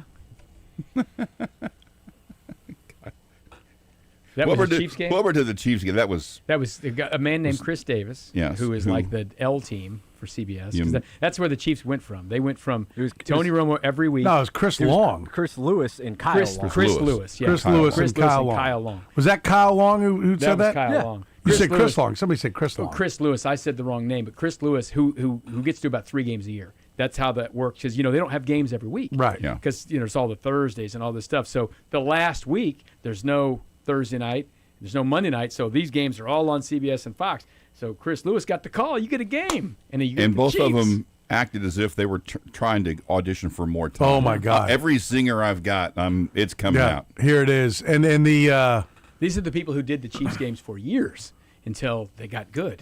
Right. And now it's like I'm sitting there. But what was this it? year was Tony Romo and Jim. That's why this game. He said like at least half a dozen times. That's why this game is so important. So important. I am going to punch you in your junk if you ever come near me. That it is not important. No. Don't do that. He's a big. He's a bigger guy. He would crush me. He's skinny. That was figuratively. Yeah. Figuratively. Don't mess with. I will verbally. The Long family. I will verbally punch you. Maybe there's a little brother we don't know about. He didn't play in the NFL, but a couple of those guys He'd probably played still beat us up. Mess with I will Howie. slay you with He's your little rhetoric. and old. No. He's old. Not little. I'm not messing with Howie. No. He's Skechers, dancing around. Very comfortable. Put a Sketcher in He's Curtis's so ass. comfortable on the plane with his shoes. That's right. You don't want to fight a comfortable old man. Comfy old men are the worst. God, they're tough. And if he's got cauliflower ear, stay away. That's a rule of thumb. That's an excellent cauliflower rule of thumb. ear is a move on. If you're in a bar and First of someone all- bumps into you and they have a cauliflower ear, just say, excuse me. First of all, no Sorry, reason buddy. to we're My burying bad. the lead. Number one, no reason to fight. No. Number two, if they have cauliflower ear, definitely move Definitely. on. If you missed rule one, Yeah. If Don't bump, miss if rule you bump two. into him and say, my bad, dude. They My bad. played on the lines in the NFL. Yeah. There we go. Probably played I don't know, anywhere right in now, the NFL. Timmy, I'd take my chances with Timmy right now. I wouldn't. Yeah, he is kind of beat up right now. He's kind of beat up right now. How long post surgery are they? When Timmy is under sedation, post surgery, I'm ready to Got a rock. chance. Yep. I'm ready to dance. While he's asleep. Let's do this thing. You know, yesterday J.J. Piccolo was at that press conference, and he had just got a hip replacement. I know. Like on Friday. I I'm know. like, you should be in bed. He goes, that's the first day I've been out. I'm like, I said, you need to go home right now. Yeah. You need some rest because he had a cane thing, and of course it's one step up to the dais. Why couldn't they have the table on the ground there? But they have a stage built there in that interview room. Right. This would be a great day to have no Give one him a step ramp. for JJ. By the way, Is there no JJ's ramp? not 80. No. And I know he played minor league ball and all He's for in shape a and all while that. and was a catcher, so Yeah. he did a lot of squatting, so you can see where there's extra wear and tear. Get that He hip, is man. 45. No, he's not 45. Says he's born 50. He's not 45. No, born in 70. He'd be 50. He's a year older than 55. me. 55, He went to sorry. school. He went to high That's school right. with Jimmy Shapiro. I told you I've lost a decade. I see 1970. I thought, oh yeah, it's 55. You know, it's not that You know long Jimmy, from who where- you were just talking about? Jimmy and him went to high school together. Did they really? Yeah. Wow. Jimmy probably didn't play minor league baseball. No, Jimmy didn't play squat. 5'6", Jimmy. Yeah. Yeah. No, I heard a little. Well, never mind. I won't We'll talk about it another Yeah, time. Not on the air. Little, Not on the air. little story about when the fellas got back together in Philadelphia. Yeah, So, good times. Good yeah. times. Hey, I'll play some sounds for you if you want. How about that? It's Lebo Sounds time. Todd Lebo, Vice President of Sports Ops here at Sports Radio 810 WHB. A very, very significant job. One that's so significant, should Todd not be able to fulfill his duties, we'll just cross it off. Mm-hmm. No, there's an Cross old him designated off, survivor thing, like the Kiefer No, Sutherland show. no, we just go, okay. We'll move along. Cross that line off. Move along. I want to play Delete, some sounds. delete It's like- X57 off the spreadsheet. It's Done. like Good. a retired number when it's still being worn by someone. That's right. As soon as that person retires, it's Wait for the it's next done. one. You know what that as soon means? As Lebo leaves his job. It means at some point, Lebo took title over pay raise. They gave me whatever. So it was. I don't ask for either. It was just bestowed upon me. You I'm gonna play a fought little for that sound. title. You know me. I fight for nothing. So Dante Moore. This is not great news for the Chiefs. Dante Moore, the quarterback of Oregon, fresh off his horrific performance against Indiana, has decided he wants to come back to Oregon and play football for another year. And he'd made the decision live on ESPN. He said it wasn't easy to make this decision to return to Eugene. Yeah, it was very tough. I mean, like I said, since a 4-year-old, I dreamed about playing in the NFL, and of course, the NFL is something that the professionals play at, and I feel like I could have been excited going into there, and wherever I got drafted, being blessed to be where I am, but I kind of feel like coming back is the best thing for me to make sure that when that day does happen, that I'm full prepared. I'm able to go and play my best ball. Now, that could not. That couldn't have sounded worse. Well, here's the deal. You're going to make money in Eugene. Now, you're not going to make as much money as you'd make. Well, first of all, you're a professional now. You are a professional. You're getting paid. But you're going to make I mean, the number 2 pick of the draft is probably upwards of $40 million. Well, now, I mean- guaranteed. But maybe he doesn't want to be a Jet. I don't know. Well, that's what people are speculating, is that he doesn't want to play for the Jets, but just just force the trade. I mean, the problem is that the performance was so bad, Right. Yeah. that he got feedback that you're not a lock. Mm-hmm. Right. Like, you could come tumbling down into the second round. And you get into the second round, I guarantee you he can make more money being the starting quarterback at Oregon. sure. Unless they already gave his money to Raiola. Well, that's what I think is the hilarious part of this, is that this Dominic Raiola, who, listen, I know Nebraska fans loved him for a minute. They don't like him now. Well, they should have started to become annoyed because he wasn't that great. He wasn't that great. But when you're a 5-star player, you're great until you prove you're not great. That's how that works. Yeah. So Raiola thought he was going to Tech to be the savior out of Tech, and they said, nah, we'll take the Cincinnati guy. Why did he want to go to Tech? Why did you mean Texas Tech, right? Yeah. Not Georgia Tech, No, Texas Tech. Why did he want to go to Tech? Because they have money out at Tech, and they're good. Oh, you think that's it? You think that's just it? The man is a walking impression of Patrick Mahomes. And then, of course, he's probably been begging to crawl to Tech for 2 years. And then he says, well, I'll go to Oregon. And now this guy comes back. It's just so funny. Wow. People are pointing out that Dante Moore was a backup for 1 year behind Dylan Gabriel. Yes, he was.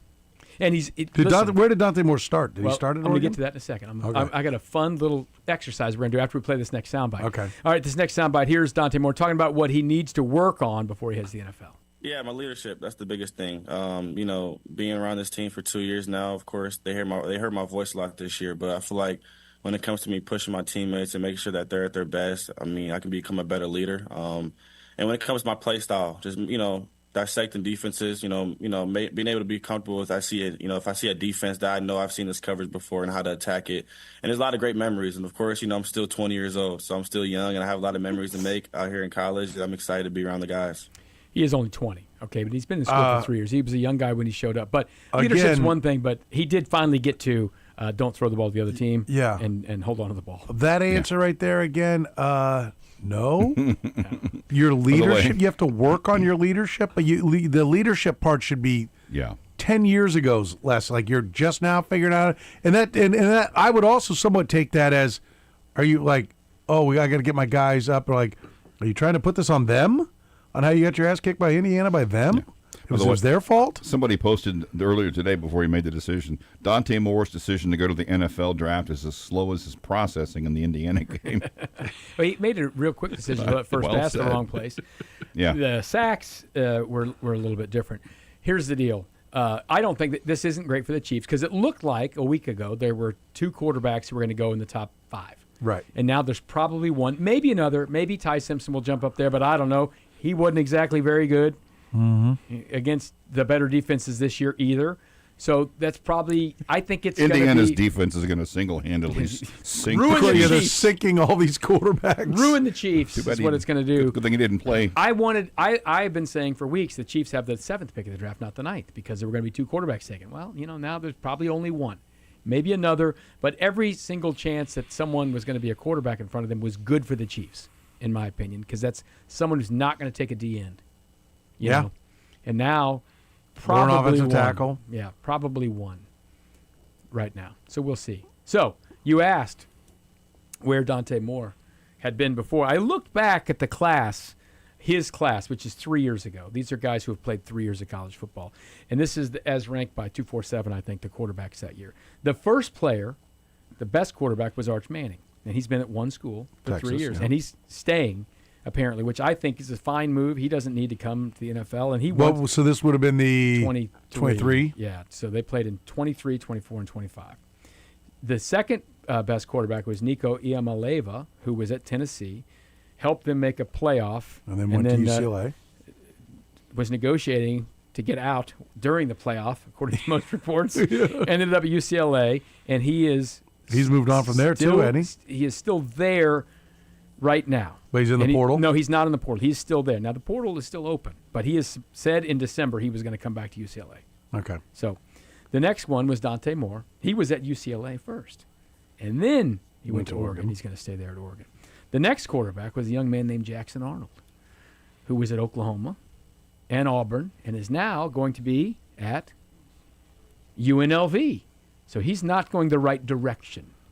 Okay. The next quarterback was a kid named Malachi Nelson.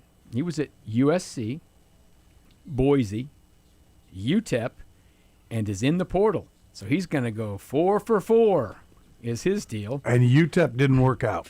The next one is the most interesting of all of them. You may not remember this kid's name, but you remember the story. Jaden Rashada.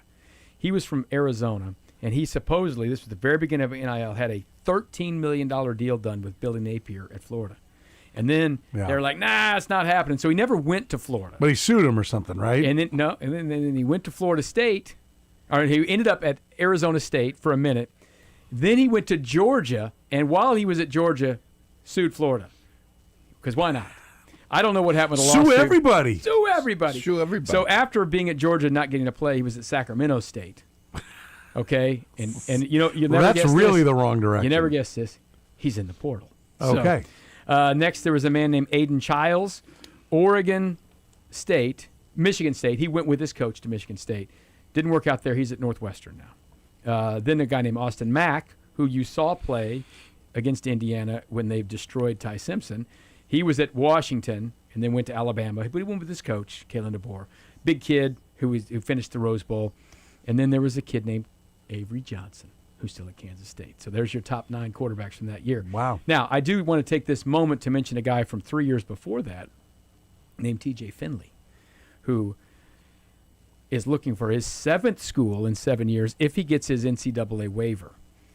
Why would he get a waiver for a 7th year? Well, because he got hurt once. But there was also, when you started during COVID, you got an extra year no matter Right. what. So he went LSU. And 1 year for hurt, that's 6. And then another one for what you want. So LSU, Auburn, Texas State, Western Kentucky, Georgia State, and now he is committed to Incarnate Word, which is where they all start.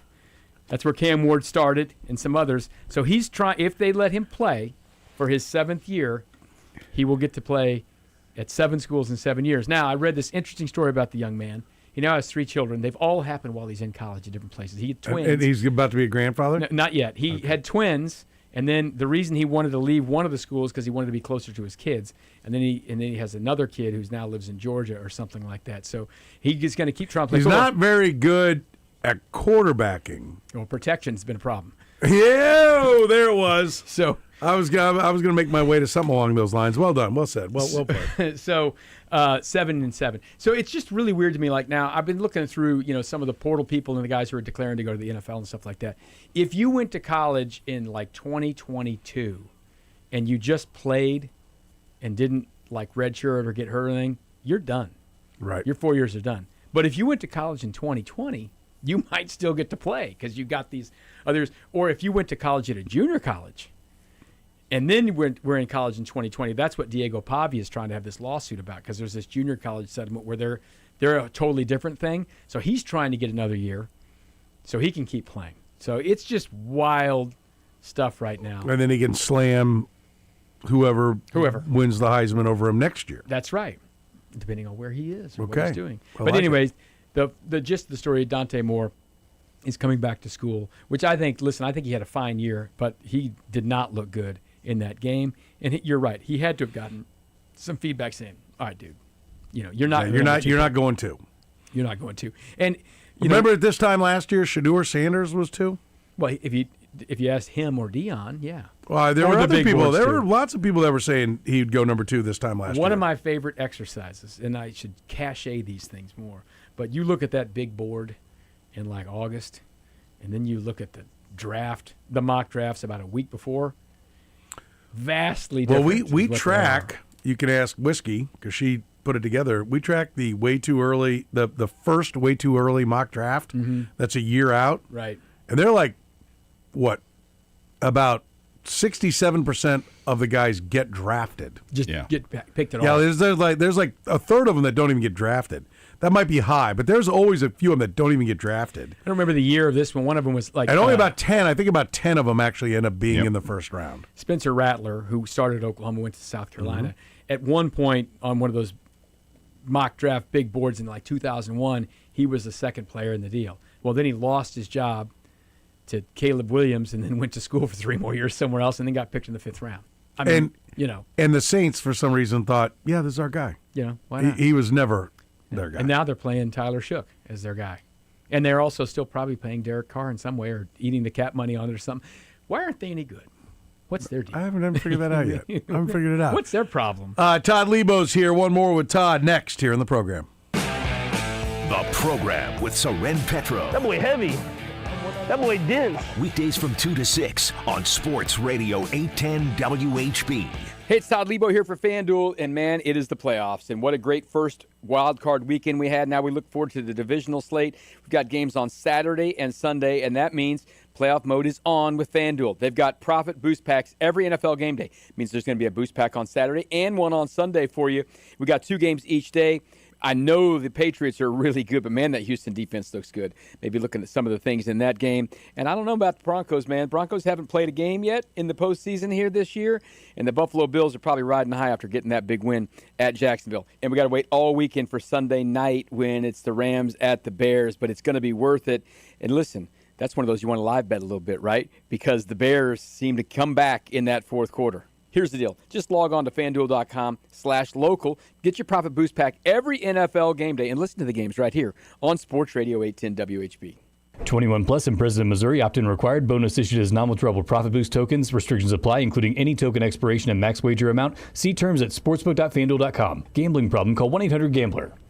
You'd love new windows, but you don't want to pay a fortune for them. Well, during Window Nation's Buy 4, Get 4 Windows free sale, you could also get 0 down, 0 monthly payments, and 0 interest for 2 years. Hurry, sale ends soon, so schedule your free estimate now at windownation.com. What if sports were traded like markets? Now you can test your sports IQ in real time with Robinhood Prediction Markets. It's not you against the house, it's you participating in a live market. You can buy or sell your positions all game long. You know the game, put it to use. Trade every play with Robinhood. Download the app today. Futures and cleared swaps trading involves significant risk and is not appropriate for everyone. Event contracts are offered by Robinhood Derivatives LLC, a registered futures commission merchant and swap firm. This is the story of the one. As an HVAC technician, he and his digital multimeter are in high demand. So when a noisy office HVAC turns out to be a failing blower motor, he doesn't break a sweat. With great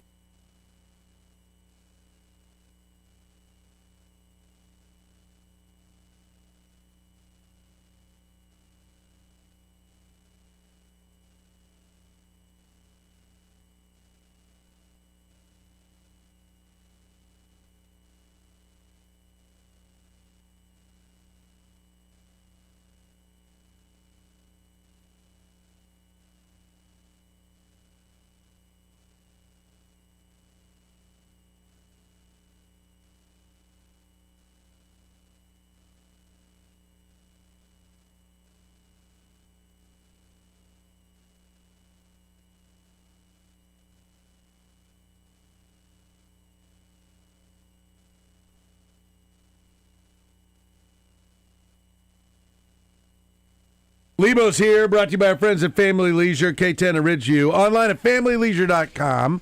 Hot tubs, spas, pools. Maybe they'll put the spa in the Chiefs practice facility. We're halfway through January, Todd. I know. It's going to be spring before you know it. It's ready. So the Gorilla basketball goals, the trampolines. Felt like spring yesterday. We have a great trampoline we got from not so much today. From there. Love to get out there. You see me out there doing flips. You jump into the pond from triple there? flip and a twist and all that kind of stuff. I'm very athletic on the should probably stay off the trampoline. I do stay off the trampoline. You should probably stay off the trampoline. Yeah, I do. The kids, though, they like it. Mm-hmm. Yeah, get over there. Family Leisure, K10 and Ridgeview. Tell them you heard it right here on A10. You can save even more. Proud sponsor of Todd Lebo's Lebo Sounds. Todd, we were talking about some quarterbacks last segment. Talking about the Chiefs draft. What do you think? Who do you think they're going to take? Well, I just hope it's a defensive end. I mean, why? Why do you hope it's a defensive end? Because they haven't touched a quarterback without blitzing in But 2 there's years. so many really good DNs you can get in later rounds. They're all over. The Josh Kandos and B.J. Thomases of the world, they're just waiting for you. Yep. They're not good, but they're FAUs waiting for you. are right there in the first round. Ashton Gelati. What if FAU is okay next year? That would be great. I'm not holding my breath. I don't think there's any chance I'm not holding my breath. But, he was on IR all year, so, I am fine. I am for taking the premium position. Mm-hmm. So I think number one, first of all, let me say this. Here moving forward, everything needs to be, what does Pat need? And if we've got everything Pat needs, then we can move on. Yeah. Right? But I would not mind if they move down from 9 to like 15 or 16, got a third or maybe a low second, whatever it might be, or a middle second and swaps for the picks. I wouldn't mind if they moved in and then they grab an offensive tackle. And I know everyone's going to go, "Oh, what are you talking about? Jalen Moore's only signed for 1 more year." Right.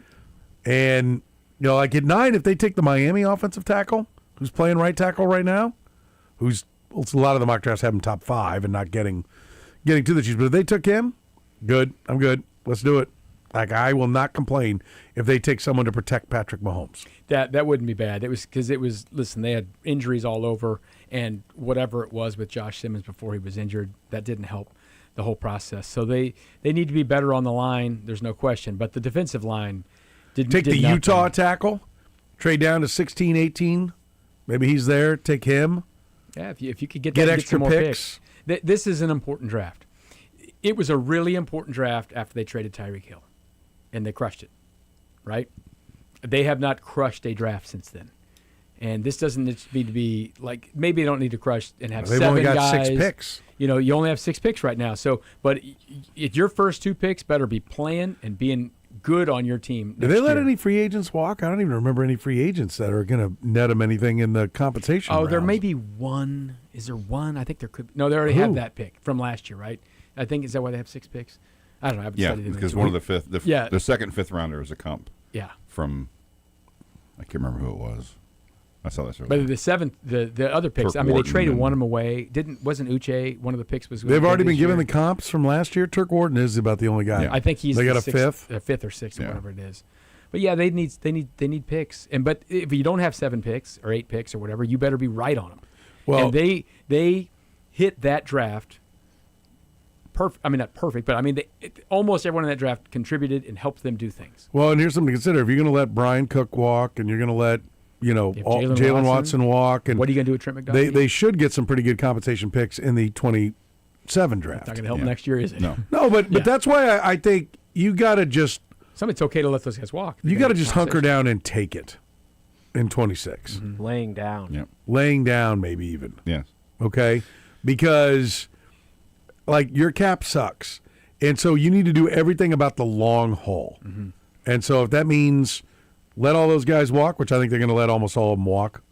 I mean, I think if Brian Cook gets no interest, but I don't see how he's a PFF number 4 safety this year. He'll get interest. He'll get a deal, I think. Jalen Watson will get a deal. I mean, like he's Turk a top Wharton, 15 corner this year. Turk Wharton got a really good deal. It was way more than a lot of people thought he was going to get. Yeah. I mean, when Derek Nottie gets a 5-year, $100 million deal. Listen, don't make jokes with the music playing like this. I don't have time to recover from that. There's not a lot of guys people want on this team, but the ones who they want, Brian Cook, Jalen Watson. Yes, those guys, yes. Leo Chenal. Probably so, but not Derek Nottie, not Charles Omenihu. And it's a cap cut on the right tackle, so he's not going to give you anything. Not only will they not get compensation pick for Uche, he's the one that cost them their 6th round pick. Yeah. And then the other one, their 7th, was lost in Peyton Hendershot. Oh, yeah. Josh Uche, Peyton Hendershot. We'll remember that era fondly. Hendershot defended Patrick Mahomes on the sideline during a scrum once. Okay. That was the one thing he did. Thank you, Todd. Yeah. Good stuff.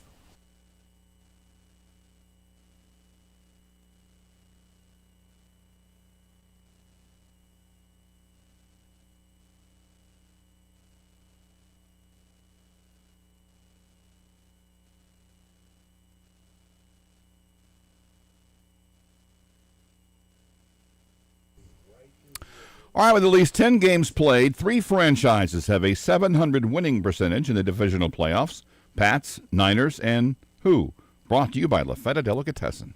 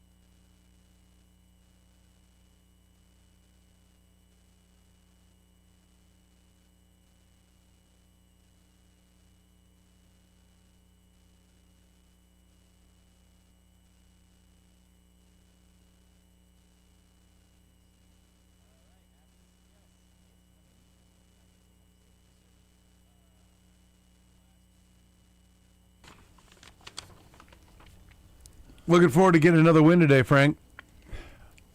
Already kicked ass in the feud. Humiliated Lebo and Kurtis. I heard you. Mm-hmm. How'd you pontificating? Mm-hmm. I gotta make amends for last week's disaster. It wasn't a disaster. You just lost. It was 10-4. It was lost. It's 10-4. You just lost. A man of my stature does not forget those kind of things. It's 0 for 1. That's all you are, is 0 for 1. That's it. Yeah, but we have the cumulative. We have the cumulative for the analytics. No, we have a lot of people who like to study the ranking. They like to study the analytics. That's for the ranking of Frank opinions. You got to run up the score to get ranked.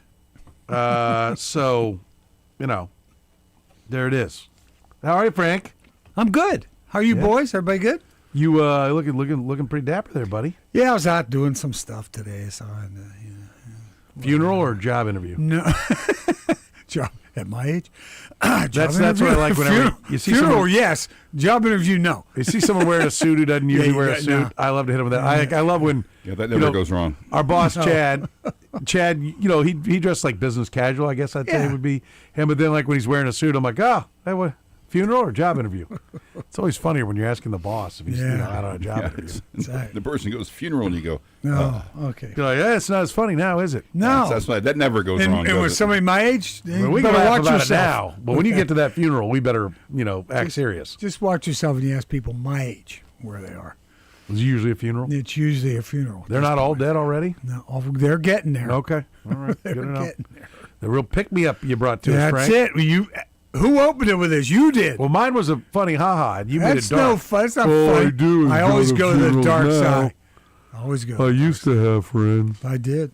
There'll be nobody left to go to mine, man. Come on. I got to go soon. Oh, come on. Are you serving food? Curtis will be there. He'll be there. Hell yeah. Oh, boy. Yep. I thought that was great. It was sensational. That was pretty good. I like that. It was the setting the food part out there, then coming in with the Curtis. Yeah, you're serving food. You're a comic visionary. That's what made it so good to me. The position. It was beautiful. It's comedians try to set those things up all the time. It's your timing. It's all the important. That's what it is. Timing. It's the delivery. I missed it, Curtis. Did he throw another check down? Oh, yeah. Yes. Charlie check down. Little swing pass. I don't know. I think we wheel routed it, and the running back came down the field on that one. I give myself he was running the wheel route. Christian McCaffrey turned up the sideline, and I hit him. Gone. That's what I think right there. I don't think that's anywhere near the truth. I am enjoying that one. I thought it was pretty good. That was good, yeah. By the way, did anybody see the Golden Globes? There was football on opposite. So did not. Did I hear that Nikki Glaser bombed? Isn't she a St. Louis gal? I'm not sure. She's supposedly a comedian, correct? I think. Yeah. Well, from what I'm hearing on how the Golden Globes went, the supposedly is supposedly. Yeah, did she bomb on that? I didn't hear about it. I didn't see it, and I haven't seen any write up on that. But I haven't been looking for the Golden Globes. I thought I heard a couple of things because it's funny because they did a rerun of her Saturday Night Live, which was like back in November. And the episode was a good episode. I didn't Saturday remember. Night Live was. Yeah, I didn't remember her. She was fine. She did a solid job. Did a good short job. and quick too, though. On Saturday Night Live, it's not a long. It's not. You got to present for 3 hours. You have characters and other people that are in it. But it was a good. It was definitely a good episode of Saturday Night Live. Some of the skits with. There's a couple that are pretty funny. They're good. But anyway, I just didn't know. Are they funnier than the joke you told about? The wheel route that I hit. Which one's better? The touchdown. It's tough call. It is tough. It is tough because I'm proud of that. Hey, the one he really loved, Frank's funeral. That's what he loved. That was the whole deal. That was it. He's been trying for years going, geez, this guy ever going to die? That was just kind of a middle screen, That wasn't too tough. That was pretty easy. So. I don't know the answer, but I will since you brought up the Golden Globes. I'm not sure what the guy's name is off the top of my head, but the star from The Pit. Okay. Noah. I started. Yeah, right. Noah something in it. I think so. That show is great. That's what Lebo says. I'm not a big medical. Yeah, it's really good. It's serious on some of the stuff. You imagine you're in an emergency room and the entire season is one day. Okay, Yeah. all 10 episodes, Noah like a 10-hour Wiley. day. He Noah was- Wiley. He was formerly on ER. way Really back when. just. so it's a real stretch, this character. Hey, and I'm not a big medical guy or I'm even the not a- CSI deals. I'm not into because those there's either. so many of them. Curtis has based his life on it, but But everybody has talked about this pit. Do you know anybody but me? Do you have any friends?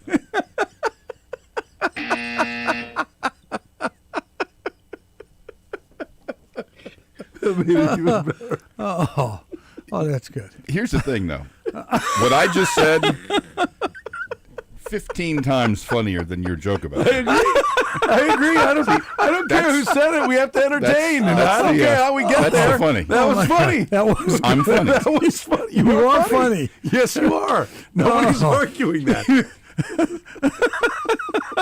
Do you know anybody else? I'm waiting for you to have one of those Friday lunches when you have the weekend, when you have Friday off, and Curtis is the only one that shows up. Well, I knew who all the jokes were going to be about today. Oh, funerals for one. No, for that, there has to be at least a third Curtis will person. visit. Oh, Curtis will through. be. Yeah. Oh, my God. Hey, don't be Besides- late because they want to get out of there. You know, my family wants to get moving. Yeah. They need you to show up and get the hell out of there. Hey, listen. So they can get on with their day. Yeah. No receiving line. Let's go. Let's rock and roll here. Get in and out and on with your life. Oh my God, that was good. Good stuff. Okay, so, and I'm not a big medical, show like it So either. back to the the medicals. I'm back to the pit. He's It's a from pit guy. Pittsburgh. It's about It's It's about place an in emergency Pittsburgh. room in Pittsburgh, and the outdoors are all Pittsburgh. But when they're in the hospital, it's Burbank or whatever. But the deal is, it is real. I thought, it's pretty good. I hate when they pull a TV series off and they put it on HBO. The pit's very good. All right. Very well done. I'll check it out. I enjoy it. It's good. Yeah. There's one, and this is gonna be my horrible. The guy that was in the thing with the dude. him. That guy. The best way for me to describe him is the brother from The Accountant. He was like the Punisher, and he's been in a bunch of things. John Bernthal. Yeah, John Bernthal has got a new one on. I think it's Netflix. Okay. And it's like he's a sheriff, and he's got an ex-wife that's a reporter, and there's like a murder. And I watched the first episode, and I'm like, I like this guy. I love him in The Accountant. And, Yeah. And I'm like, okay, I'll take a look. And he was really good. He was in Walking Dead. Well, he was in. They did like a. Yeah, he wasn't Walking Dead. The guy who did the Wire did about a 5-episode little thing called We Own This Town, and he was in that. It was really good in it. Anyway, I was like, oh, this should be interesting. I'm like, oh well, let's see. By the end of the first episode, they told me everything I thought we were supposed to figure out. I'm like, well, so what are we doing for the next 5? I can't decide. It's either going to be really good or I'm like, this is awful. I don't know, but I like him, so I'll press on. Yeah, sure you will. Yeah. Give Always it a like to know shot, what you're watching, Frank. Thank The you. pit. The pit. Let's get to them moving the fences in. How about that, huh? You like it? Yeah. Why not? They're going to tear the place down every few years anyway. Yeah. Let's just renovate every year. They're not exactly. We'll move them in. We'll move them out. They're not exactly handling Kauffman Stadium like Kansas City, Missouri did with the airport. Right. Where it's like, hey, by the way, the toilet's clogged in here. We're tearing it down in 2 years. Yeah, that's right. We're not messing with it. It's like the only bathroom for like 8 gates. And we're not going to mess with it. Yeah. We're not now. No more. By the way, the sink's there, right? I hope you brought your own toilet paper too. Yeah. Like BYOP. the on the way out the door days of KCI were the old Not good. KCI were not strong. Yeah, right. I think they'll do a little bit better job with the K, maybe. I don't know. We're going We'll to turn that see. place into a spirit Halloween store or something. Well, they're still tearing it down. Like, I know, sure. Literally, is there just like a couple of dudes and a hammer, like trying to bring this thing down? Like, Yes. Can we move this along here, guys? I know what they're doing. They're taking all the stuff that can be recycled and all that, which I'm all for. But right. just having a little fun. And up they're there going to is nice. add seats there, right? Behind the wall. They're going to, I think they're I was adding talking some about the seats. airport. Oh, I'm Still. talking about the other deal. Yeah, they said tearing I'm the not airport worried down. about Story tearing the said airport down. about 150 in the left field, and Yeah. then they're going to do what they called it, one of those kind of so-and-so club. Yeah, right. Thing The in right Pepsi field. porch. There's going to be a One of those club. things. No, what would they call that? I'll have to find the original. Like they have the Pepsi porch in the. Yeah, but down for the front two rows, or no? They're going to do that with some of the rows higher up. I think it's going to be some of the rows that are created by the stadium moving in. Let me find the story and make sure it was. Yeah. It was different in It's left going to be field like than in you right probably field. sit with a table in front of you, Yeah, type of something thing. like that, probably. That's I'm all for Yeah, it. right.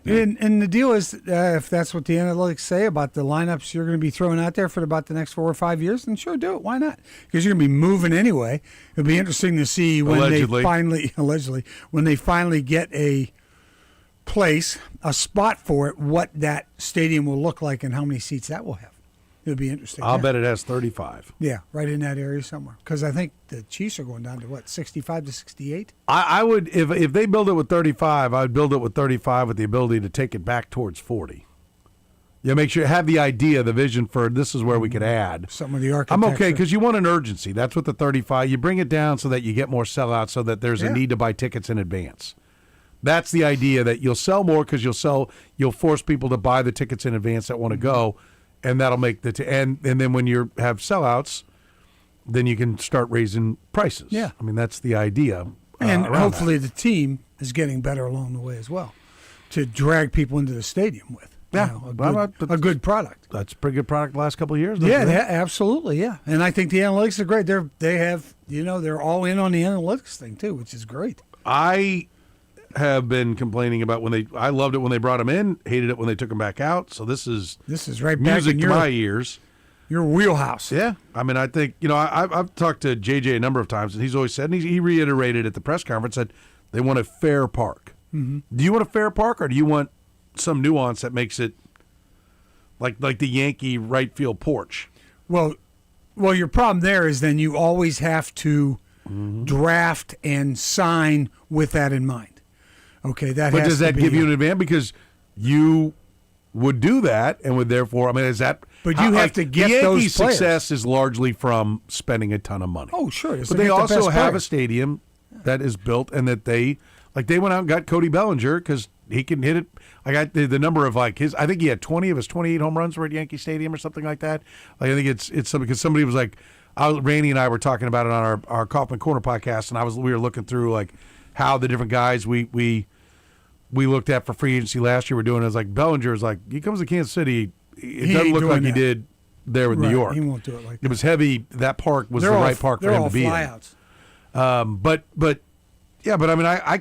was kind of hoping the new stadium. I don't think they're going to do it with this one, but I hope in the new stadium there is some kind of quirk to it. Yeah, that fits some player. A certain swing. I wouldn't mind. And they can then go fulfill that. Yeah, and it makes the stadium fun too. It makes it. You know what I mean? The whole everything's more attractive. Yeah, exactly. What's the favorite ballpark you've ever been in? I haven't been. Have you been to Fenway? I've been to Fenway. That's probably it. That's Fenway it and by Wrigley far are the two. for me. Yeah, Fenway. Wrigley's not even close to Fenway in my mind. No. Old Yankee Stadium was fun. with the statues out. Well, the statues, yes, that was pretty good. Right. The actual stadium was like old Kaufman Stadium. Oh yeah, before renovations is what it was like. Outside there was nothing. No, zero there. They had basically torn down the original Yankee Stadium. This is like Yankee Stadium 3. Yeah, right. That they have now, but I would like some kind of nuance. I don't want a symmetrical. Yeah. Field. I think it looks neat when you look out there. That's one of the things Vinny Pasquantino said it in his tweet, that hey, we're the one sport that doesn't have a uniform size. Mm-hmm. And he said, he said he liked it. I do too. And I don't. That's why all the cookie cutter stadiums suck, because they were all symmetrical. Mm-hmm. So give me some kind of nuance somewhere. And I even think there's some lore to it. If it's Bobby Witt, if you tailor it to Bobby Witt, fine.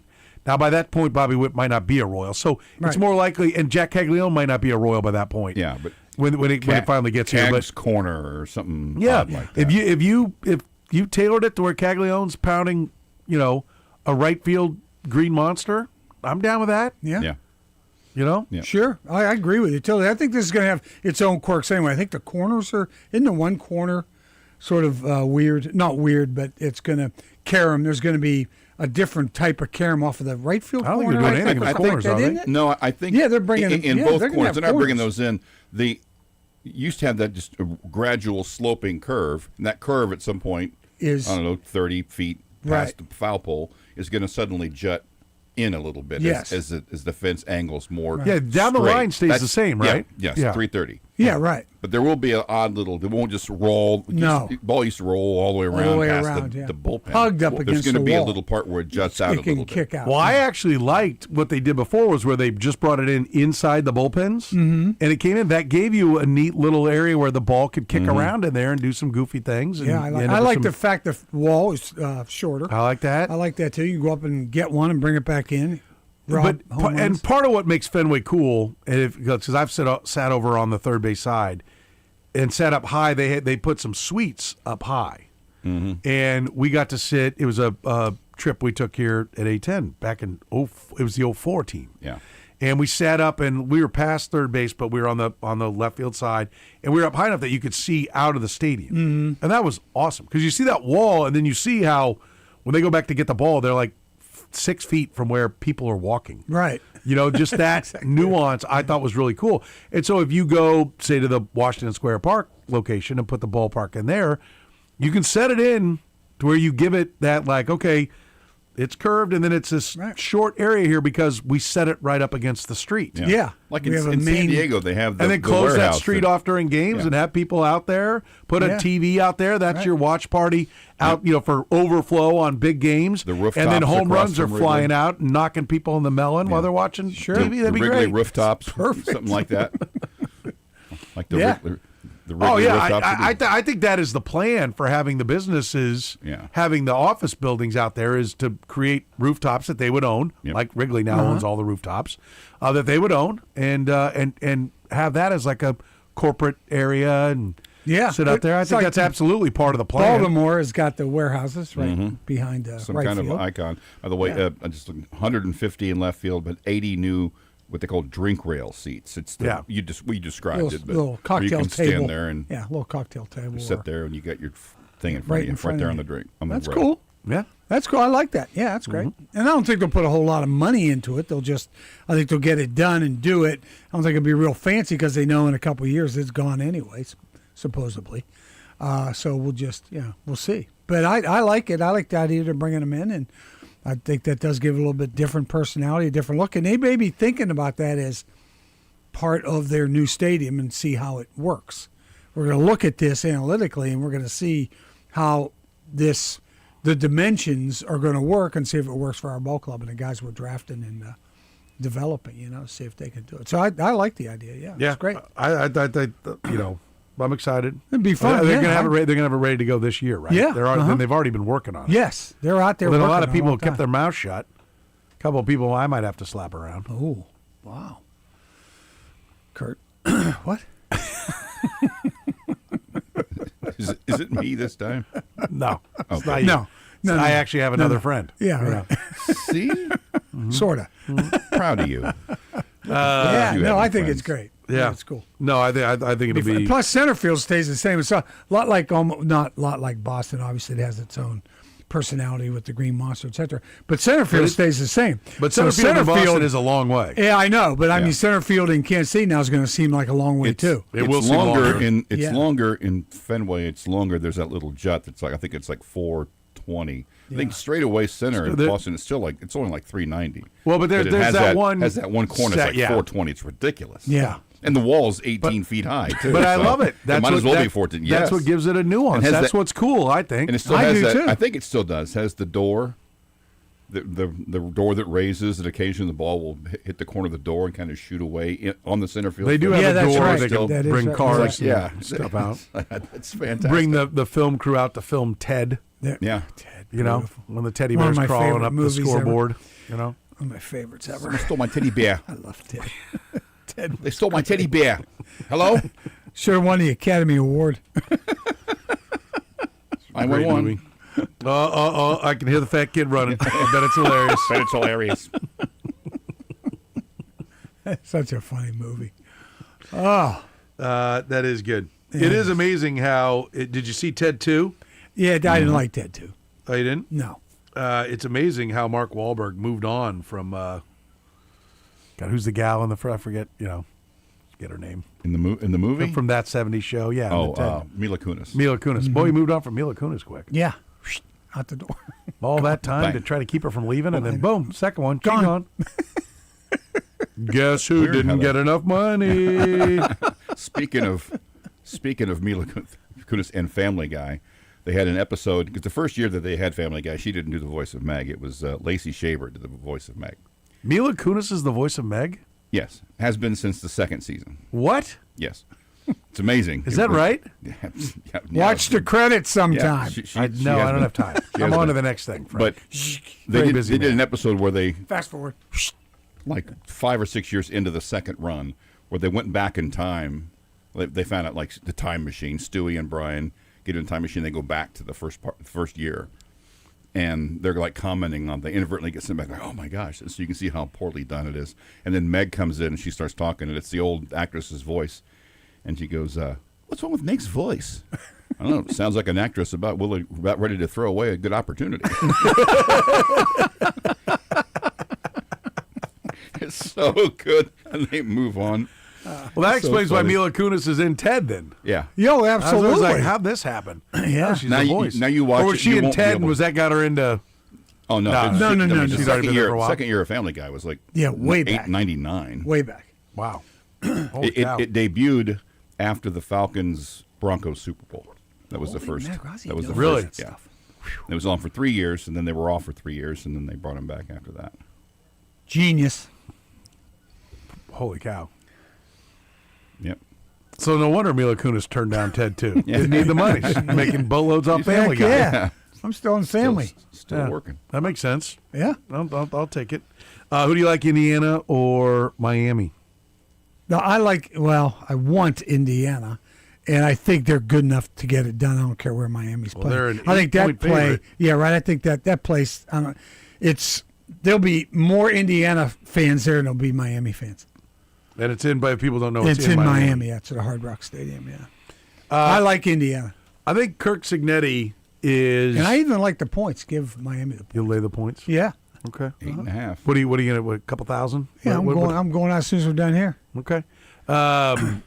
The thing I like about Kurt Cignetti, now he's had nothing but success at Indiana. Right. But he came in, and I remember there was a little bit of a Dan Campbell. We're going to beat Ohio State. yeah. We're like, all right, settle down. Yeah. And all he did was win. And now he's having an even better year in the second year. Mm-hmm. And they've got tremendous momentum heading into the third year, and they haven't even finished this year. But, it jumped at me and we were talking about this about Jerome Tang. And Jerome Tang, we'll play it. We're going to play it in the 5, right? Yeah. Jerome Tang's comments. Jerome Tang, I have this rule of thumb. I've taught my kids this. It's great. One of the proudest moments of my life was some singer has a song out or had a song out long ago about being tough on the road. She goes, well, Dad, they're done. And I'm like, that's right. 'Cause I taught him. As soon as a band puts out the song that says it's tough on the road, they're out of things to write, That's right. and they're bitching about a life that's incredible, and it's like they are done. That band is over. Only one guy has been able to pull it off. Who? Bob Seger. Turn the Page came out in 72 before he really even blew up. But Oh, is that right? Yeah. Okay, then I'll give you. but that's the only guy. Everyone else, they're done. Motley Crue. It's like, oh, It's home sweet somebody's home. coming out, give me a bottle of water while I'm sweating on the stage. Shut up, get out of here. Making $1 million Enough. tonight. You know. I remember when you first tossed that out there, I'm like, come on. And then you look at it, and it's like, wow, it's pretty accurate, right? I think you nailed it. Jerome Tang. The point of that is that here's some coach it's Stuff. tough on the road songs when they start saying these things in press conferences, and I think Jerome Tang is entering into that territory where he's talking about loving the challenge. Don't want to be in the spot, but love the challenge. Mm-hmm. I go, Not good. I said, I think we're about 2 or 3 weeks away from hearing Jerome Tang say he's here to help these, help these players become men. That's And the when other that's- indicator. When you hear that, when the coach tells you that's his job, and that's what he's here for, it's over. That's It is his. over. That's his. It's tough on the road song. Yep. And so I'm watching I for agree it. with that. I'm waiting for it. But you know what? I'm almost thinking that Gene Taylor's song is about to be played as well. Because, and I said this at the time, I understand you don't like losing Chris Kleiman. Sure. And he was your guy and he was your friend. And I have no doubt that Chris Kleiman, from off the conversations over the last couple of years, that Chris Kleiman left because he does not like the current state of college football and how it's working. And it's just too much for him. But when you take the opportunity of his retirement press conference, which was already bizarre in the sense that he didn't answer questions, and you talk about how bad the system is and how it's all broken, like that's not your job as a coach, as an athletic director, is to inspire. It is not to bitch and complain. It is to inspire. Now you can point out shortcomings if it's part of inspiring your money people to give you more money, right? If it's to inspire your coaches to dig in, but you can't be, like, hey, listen, they got that much money over there. Doesn't matter. You're a better coach. You'll do a better job. We won't spend as much money on the roster, but you can put the players in better position. You want to use that as part of an inspirational speech in-house? Okay. But I said it then, and I'll say it now as I'm watching Jerome Tang. I'm waiting for the Gene Taylor, because Gene Taylor took the opportunity at that climate thing not only to complain about the system of college football, which you have not heard from Kurt Cignetti, and again, he's faced no tough times at Indiana, but he also is 60-something years old and has been laboring for decades to get to be a head coach. And certainly he's excited for his first head coaching opportunity. So he doesn't care what the system is. I know, but he didn't fight it. Right. He studied it and figured out how to make it work. Look at his resume. Look where he's been and what he's done. And to hear Gene Taylor complain about it and say, we've got to change it, do that in a meeting with other ADs. Do that in a meeting with presidents. Do that in a meeting where you can affect change. But that day at that press conference, you can affect no change. Don't do it in front of people who may be determining whether or not they want to give you money. Yeah, like, well, he says it's broken. We can't win. What am I? You want $200,000 from me? Why am I doing that? I'm not writing this check. And then he says, and he singled out Jerome Tang as a guy who's getting it done. Okay. And now Jerome Tang is barreling towards his third straight year out of the tournament. Right. And I like, the question to me is, if it keeps going where it's going, it's not whether Jerome Tang is back or not, which he may very well be because of the extension they gave him, a year and a half ago? Almost 2 calendar years ago. As we get to March, it was at the end of his first season out of the tournament. Yeah. He'd had the great year. Arkansas was supposedly knocking on his door, and they gave him a big extension. And they may not be willing to buy that out. I'll have to go back and look at what the buyout is. But to me, as far as what you're going to do, what's probably the best thing to do, we're quickly blowing by even asking the question about Jerome Tang. The question is Gene Taylor the guy to pick the next guy based upon his current view of college athletics? And I hate saying that because I think Gene Taylor was as good an athletic director as you could find. But I just think that was a devastating moment in that press conference for how he handled it. I don't know how you could be like, yes, let's keep funneling millions and millions, the $100 million budget, and which is $30-40 million in donations. You're asking for even more all the time to a guy who's like getting it and going, but the system sucks. Right. Well, that's not what I want to hear. I want to hear how you're going to beat the system. Yeah. They beat it in Indiana. I mean, Kurt Cignetti didn't have the most expensive roster in football last year. He may get to it because he's inspired everybody to be on board. And they have a huge alumni base and a lot of rich alumni who are pumping a lot of money into that program who have never seen success at that university before. True. I think people don't realize how big the Indiana alumni base is. Number one in the country. And as I think you pointed out yesterday, they haven't been being hit up for forever money for football for the last 20 years. Yeah. It's like, well, I mean, I do think that's part of it. Like when you go and ask, if you ask, it'll be real interesting when they start going, and we want it $280 million for the stadium. Yeah. And we want this for it'll see. But with him right now, they haven't been beaten and battered for $10 million for this and $20 million for that and $10 million for this. If they come now, it's like, oh yeah, well, I've never given you anything, and he's winning. They've had checks they're willing to write, but no reason to write them. Plus, never even thought about it, but now it's fun and hip, and I'm part of the party. Yeah, it's the happening bar. Right. Plus the big guy, Cuban, he has a lot of alumni buddies and fraternity buddies at Indiana. He's probably helped his entire life. He just turns to them and goes, look, guys, here's what we're going to do.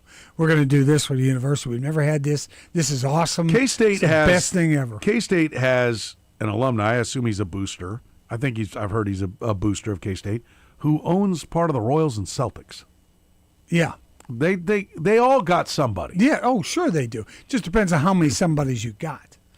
You have to inspire those somebodies Yeah. to want to give you a bunch of money. Oh, K-State has a lot of money. KU has a lot of money. Well, they have a lot of money compared to me and you. Yeah, well, that's true. I mean the alumni, the big alumni. You got billionaires that have come out of those. Oh yeah, for sure. KU has tons of money. Yeah. I mean, but KU has tons of money, and tons of people have been asked a lot for that money. Yep. I mean, the Booth family is building over their own Booth buildings to do another booth. Yeah, Booth 2. I mean, the booth on top of the booth. Yeah, exactly. The booth next to the booth. All right. You know, Like we got the rules booth. Yeah, the booth rules. They've got. Yeah, I do get it, but I mean, that's where I think, to a degree, you know, Kansas football right now, they've been building a stadium. Yes.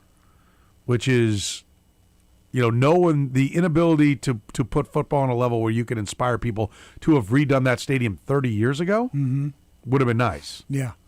That was back in the day when all the money you thought you were taking away from football, you were giving to basketball and didn't care about the football program. You shoved it over to the side. Yeah. That's what happened 30 years ago. Do you think that the Big Ten has superseded the SEC and that they are the new power, or do you think I think for right now, their last 2 seasons they have been, but you know, I think it's sort of cyclical. When did I think the it's gonna SEC come start its back. run of championships? Oh, the run I think was 09 when they. Was it when Saban got back to Alabama? Or was it? Maybe it was 06 with Florida, and then 08. Yeah, Urban Meyer, and then moving forward. Yeah. You had Florida. Sure. What'd you have? Florida, Auburn, Florida, and a bunch of Alabamas and an LSU or two LSUs in there. I think there's still. We'll see.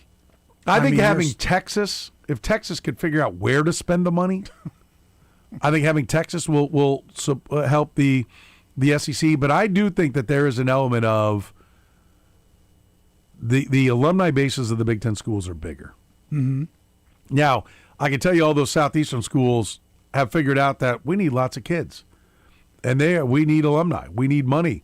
And they are doing a lot of recruiting. We get SEC stuff at our house just all student, the time. Just for a student, regular student. A regular student, yeah. Because they know they got to, one, get more tuition. Because, there ain't no discounts on tuition. No. Really? Despite the probably trillions of dollars in endowments in American universities. But I do think that part of the story here may be that there's so many alumni, and so much money and now they've been inspired at Ohio State, Michigan, now Indiana. Now I think all the other Big Ten schools will be like, hey, yeah, we're Sparties. Yeah. Like we've always been more than Indiana. We're now behind Indiana. Let's go. Hey, Penn and if State, you get let's those go. massive alumni bases going, there may be so much money that they will just have bigger payrolls than And the SEC schools. they'd love to do it too. They'd love to supersede. Because none of the Big SEC. Ten schools were teetering on the brink of bankruptcy the way the Louisiana State University was like 5 years ago. That's right. The school was on the edge of bankruptcy. 7 straight from 06 to 12. They also won it in 15, 17, and then 4 more in a row, 19 to 22. So 13 of 17 from 06 to 12. Where were the other? Clemson twice. And Florida That's State and SEC. Ohio State. Okay. Yeah, 1 Big Ten and 3 ACCs. So, Okay. So Miami and the ACC could have a. Yeah. It would be nice for them to get this done, but it don't look like it's going to happen. No. I don't think Looks like Indiana's going to handle it. Let's take a break. Let's get some frank opinions. It's coming up next here in the program.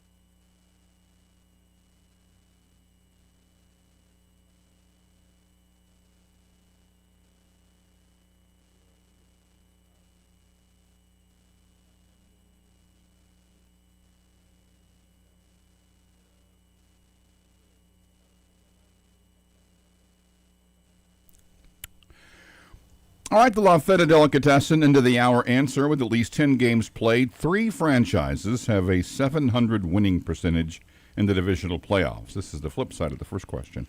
Pats, Niners, and who? Pats, Niners, and who have 700? What's this team's record, if you don't mind me asking? This team's record is 13-5. We have the second best winning percentage, 722. 13-5 in the divisional round? Mm-hmm. Packers, maybe? Wait, what were the teams you gave us? Pats and Niners. Pats are 16-6. 49ers are 20-8. Pittsburgh? Giants? They're fifth. Giants? No. Have to be quite a few conference championship games. You said Pats, Steelers, maybe? They're fifth. That's what I said, Steelers. Stellars.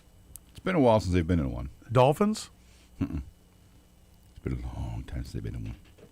Been 24 years or 23 years since they've been in Dallas. Cleveland. Been almost 30. Cleveland. Nope. This is in divisional games. Mm-hmm. It's been 24 years since they were in a conference championship or a Since they divisional were in game? a divisional playoff game. They went to the Super Bowl that year. Oh, Seattle? No, Nope. that would have been that. So that'd be that 2000, 2001, 2002, somewhere in that range. Mm-hmm. Rams and Pats were 01. 2000 was Raiders. Raiders. Yeah. The Raiders. 13-5. They have not been in one since 2002. Because they suck. They have not won a game since the 02 AFC Championship game. Yeah, One of the not few bad. teams that have not won a postseason game in 16-9 format. The TV screen. Wow. If you go back to where your last playoff win was in the old 4x3 format, you haven't won in a while. Yeah. On the TV screen. It's a little bit. And La Feta Italian Delicatessen voted Kansas City's #2 new restaurant by the Kansas City Star. They're right there on the southeast corner of 143rd and Metcalf. Check out their rockin' lineup of gourmet sandwiches. Everything fresh. Bread, that's make fresh each and every morning, combined with the freshest meats, cheeses, ingredients, and sauces, all made to order, locally owned and operated. Go see our buddy Adam and his great staff there at La Feta. Don't miss their incredible charcuterie trays as well, and they will cater for you. You went last week. I went last week after What'd I was you get? done. I Which saw one? Adam. I ended up getting the one that was pesto. Was the boss? It might have been the boss. It was whatever it was. It was really good. No, the boss It is was more really spicy. I know the pesto. Yeah. No, I almost it got wasn't that, quite too. as spicy. The Hold on. queen. Queen. Yeah, I had the, I got with the turkey. queen. Ended up getting the queen. Yes. Because Sarah That's doesn't what I like got them the too first time. spicy, so I got the queen. God, and so we good. split it. Their pesto's really good. It was awesome. You split it? We split it. It was awesome. You I got old- 2 cookies. You old people do. I got 2 cookies. You just kind of nibble on things. That's you know, right, that you know. makes sense. We have to take dentures out and mush it to death. Let's get to some Frank opinions. The Godfather, Frank Bull, is here. You can go see La Feta, like I said, 143rd and Metcalf there, the southeast corner. Find them online at lafetadeli.com. Where do we start, Curtis? What will the AFC Championship game be? Buffalo-Houston, Buffalo-New England, Denver-Houston, Denver-New England. Buffalo-New England. Buffalo-New England. Denver's now favored by 1.5. I don't know how the line moved 3 points. Because he lost a 3 couple of his wide That receivers. could be. Yeah, That's a big move. What do you say? Buffalo-New England. Yeah, same here. Number?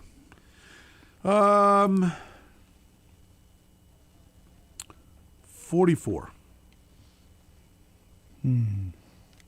Lower. 44.9. Yeah. Golly, I'm hot today. Even if I'd have said over, fire. he'd have given it to you by rounding it down to you. Wouldn't Oh, stop. Stop. Yeah, because I'm so sweet to him. He Yeah. just loves how Yeah. he's never the butt of any of my jokes. Inclined to give him the benefit Just of the looking doubt. for a reason to help me out. Do you have any other friend? Pat myself. What on are you, the my back wife? on that. Who do you want the AFC Championship game to be? Same four choices, obviously. I'll say the same. I don't think anybody wants to see Buffalo, Denver Houston, right Buffalo, here. New England. I don't think they Denver, want New England. Houston. I'll say Buffalo, Houston. I said Buffalo, New England. Buffalo, Houston, 68%. Oh, Yeah, they don't want New England. This town hates the that's Pats. good. That's a good. What will the You're right. NFC Championship game be? San Francisco, L.A., San Francisco, Chicago, Seattle, L.A., Seattle, Chicago. I'd love to see it. Seattle, Chicago. I think it will be Seattle, L.A. Yeah, Seattle, LA. I Number? agree. You, Frank? I'll go high. I'll go 55. Oh no, 54. 56.1. Ah! You both were 1 point off of it. And who do you want the NFC Championship game to be? Same four, obviously. Who do you want it to be? I think some people are going to say they'll say Seattle and the Bears. But can it be it can be Seattle and the Bears. Yeah. Right? Mm-hmm. Yeah, Seattle and the Bears. I'm going to say. Yeah.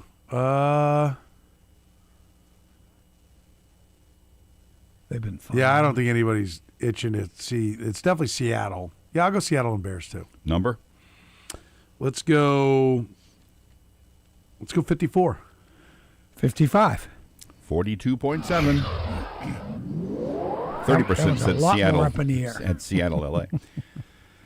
All right, what the winning was Seattle, LA? Yeah, 30% said they were rooting for Seattle. Nobody likes San Francisco. That's no, that's the they'll hate the Niners. Yeah. Who will be the Chiefs' OC in 2026? Matt Nagy, a former Chiefs assistant, or someone new? A former Chiefs assistant. Former Chiefs assistant. You, Frank. 75. You said higher? Yeah. 66.7. Ah, damn it. Such a smart ass. No matter what you said, Almost, I just wanted to do that. Almost 29%. I was thinking I was thinking fast. 69, but I wanted the joke, and I'm like, oh my God, he's going to make it 79. I'm going to be totally screwed. Almost 29% have hope for some reason. Have hope. So you're saying if they hire a former assistant, it's hopeless. That's what he just said. I want to make yes. sure I not entirely. I frame your editorial comment not correctly. Entirely. It would have to be somebody special. I think it might be. I'd rather be somebody new. So you're gutless. Yes. Okay. And it's hopeless. Which is amazing because I have a gut. There you are. Okay. How many more postseason wins does Andy Reid get? 5 or more? 4 or fewer? Oh, they'll say 5 or more. Oh, I don't know. Oh, I do. I'll say 4 or fewer. You said 5 or more? Uh-huh. 54-46, 5 or more. Oh, wow. So much for making up. Well, they're figuring they're going to come back right away and win 4 next year.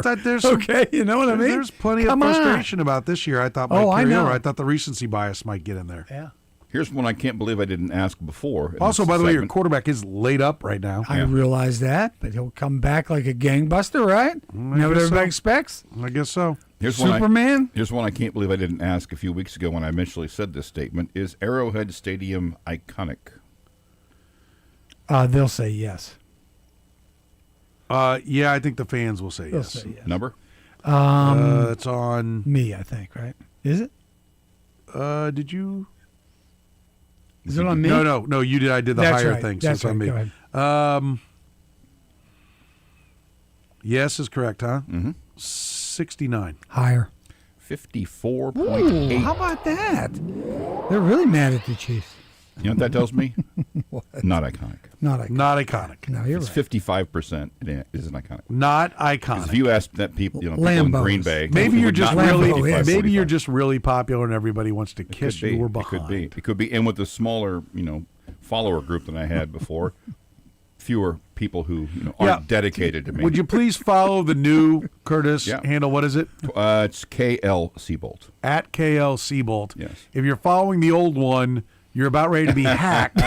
Or already have. And because the Bitcoin. Don't click the link. Don't click the link. Don't. Okay. Bitcoin hacked Kurtis. It's amazing how applicable that don't click the link. Just don't click the link. Yeah. How many different areas is that? Like So many things, too. So many things. Don't click the link. Yeah. All right. Where would you prefer the Chiefs play in 2031? Arrowhead Stadium, new stadium in Jackson County, new stadium in Johnson County. Where you prefer the Chiefs? Yeah, Chiefs play in 2031. Like we already know where they're going to go. Right, but where would you prefer? Where would your heart be? Where would you want them to play? We know where they're going to go, but where would you want them to Okay, go? so what were the options? Arrowhead, new stadium, but in Jackson County, new stadium in Johnson County. I'm going to say Arrowhead for some ungodly reason, even though it's not iconic. Yeah, because you divide up the news. Yeah, a lot of people. I think about Arrowhead. Kansas Yeah, they're City. going to be the ones that click it. I'll say Arrowhead. It's actually new stadium in Johnson County. Wow. What's Okay. the number? Okay. My turn now. Yeah. Okay, I'll say 55. Lower, 54. 49.2. Lower was the right call because you both thought it would be something else. So Yeah, it's Yeah. true. pretty good strategy that if it's the other answer, it's not I gonna don't be have that doesn't kind of need strategy. tips. Hey, Curtis. He's not going to remember. Curtis, thanks, buddy. He won't. He'll Right there. 5 minutes from now, he'll go, what'd you say? Who wins the national championship, Indiana or Miami? Indiana. Number? 78. That's high. I will say lower. 92. Oh my God! I was like, I didn't go high enough. Oh I my did not go high God. enough. I thought you were going to take it. I'm like, I should have gone like 84 or something. Who do you want to win the national championship? Oh, Indiana. Indiana. Number? 95. Oh wow, God. What was it on who's going to win? 93-7. Oh God.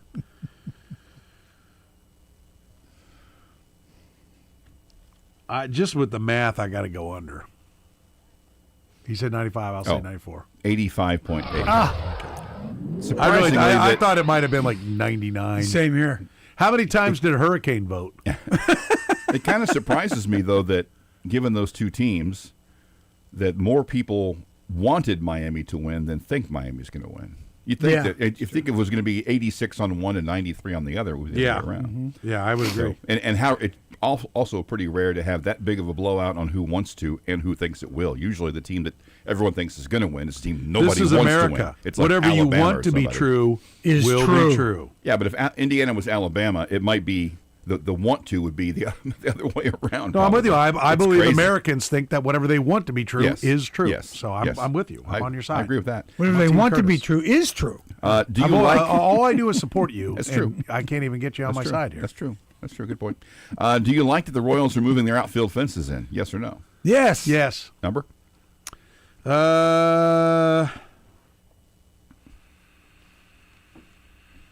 67%. Higher. 81.8. Damn it. I knew as soon as I said I should go there. What do the Kansas Jayhawks get in the what seed do they get in the NCAA tournament? boy. 4 or better, 5 or worse? At this point. You put this out today, right? Yeah, a little less than an hour ago. 4 or better. Yeah, I'll go 4 or better. 5 or worse. Ooh. Whoa, they're still not really on. They jumped out to a quick start 4 or better, but did not win. Frank, your number? 55. I'll go 56. 62.7. By my count, we need only a minimum of 3 more. We have a few. We have 4 more. Get all caught up here in one go Stop round. it! Will Missouri make the NCAA tournament? Yes or no? In basketball? Yes. I don't know if you meant, like field hockey or... I'll say yes. No, I think the pessimism's still there. No. 50.3 to 49.7. No. Yeah. Get some. Do you have Christmas lights on your house that you still turn on? Yes or no? Mine, thanks to my friends at Easton Roofing, No. came off the house yesterday. No. A tear rolled down my cheek. It was one of the greatest things I've ever done. Was call The Easton greatest Roofing for my Christmas season ever lights. has come to a close. Awesome. What was the question? Do you still have lights on your house that you turn on? I mean, you may still have them. You haven't taken them down, but Christmas you don't- lights you're talking yeah, about, not Christmas like lights. just regular house Yeah. lights. I still see a number of houses. I will say no. Yeah, What do you no, want to I'd say? say the same. Number? It's on me. 74. Higher. 85.9. Damn it. And finally, will Jerome Tang be back at K-State next season? Ooh. That's a good one. They gave me the extension. I'll say yes. Oh, man. I'll say really, Tank. The extension does make it, and Gene Taylor's there. I don't think he wants to admit a mistake and be hiring He's another already coach lost right Kleiman. after. So I'll say yes, but I think we might both be wrong. I'll say yes as well. You're both wrong. Answer is Okay. no. Number? Frank? Shoot, I'll say 62. Good number. That's a good number.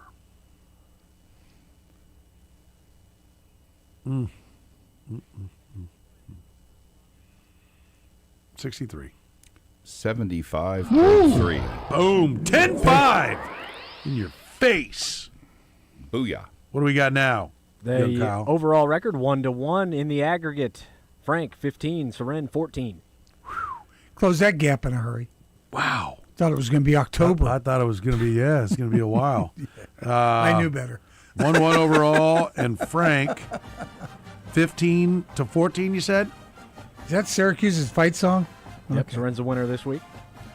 Is that what that is? By the way, when you guys were talking about fight songs the other day, USC has a great fight song too. They Besides do. Michigan and Notre Dame. They do. They're the Let's three best. Turn this turd up.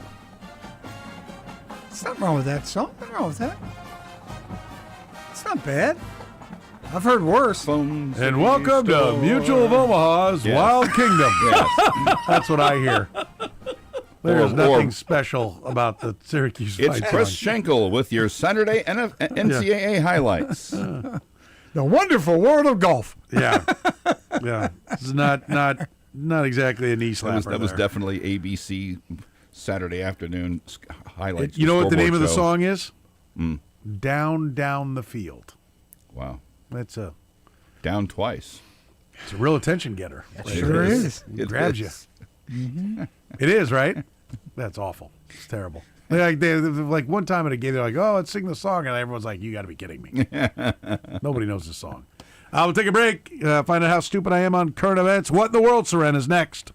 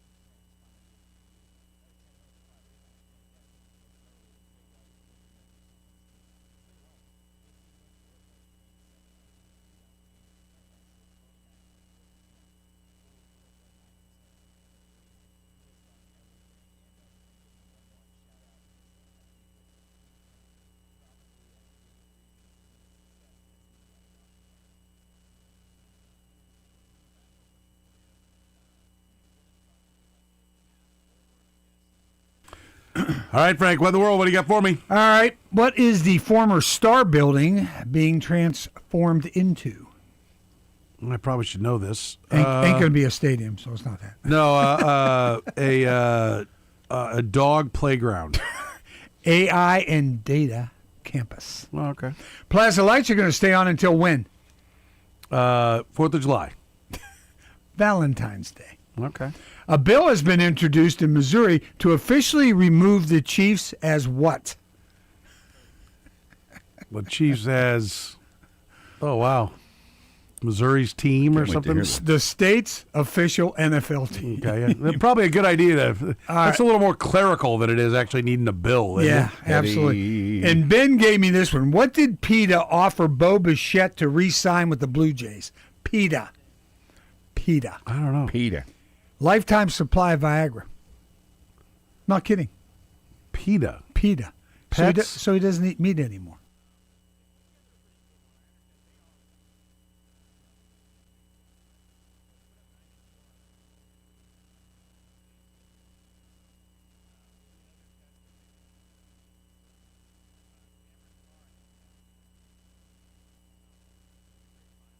All right, before Kansas, who was the last team to beat a team 16-0 or better by at least 21 points? Brought to you by La Feta Delicatessen.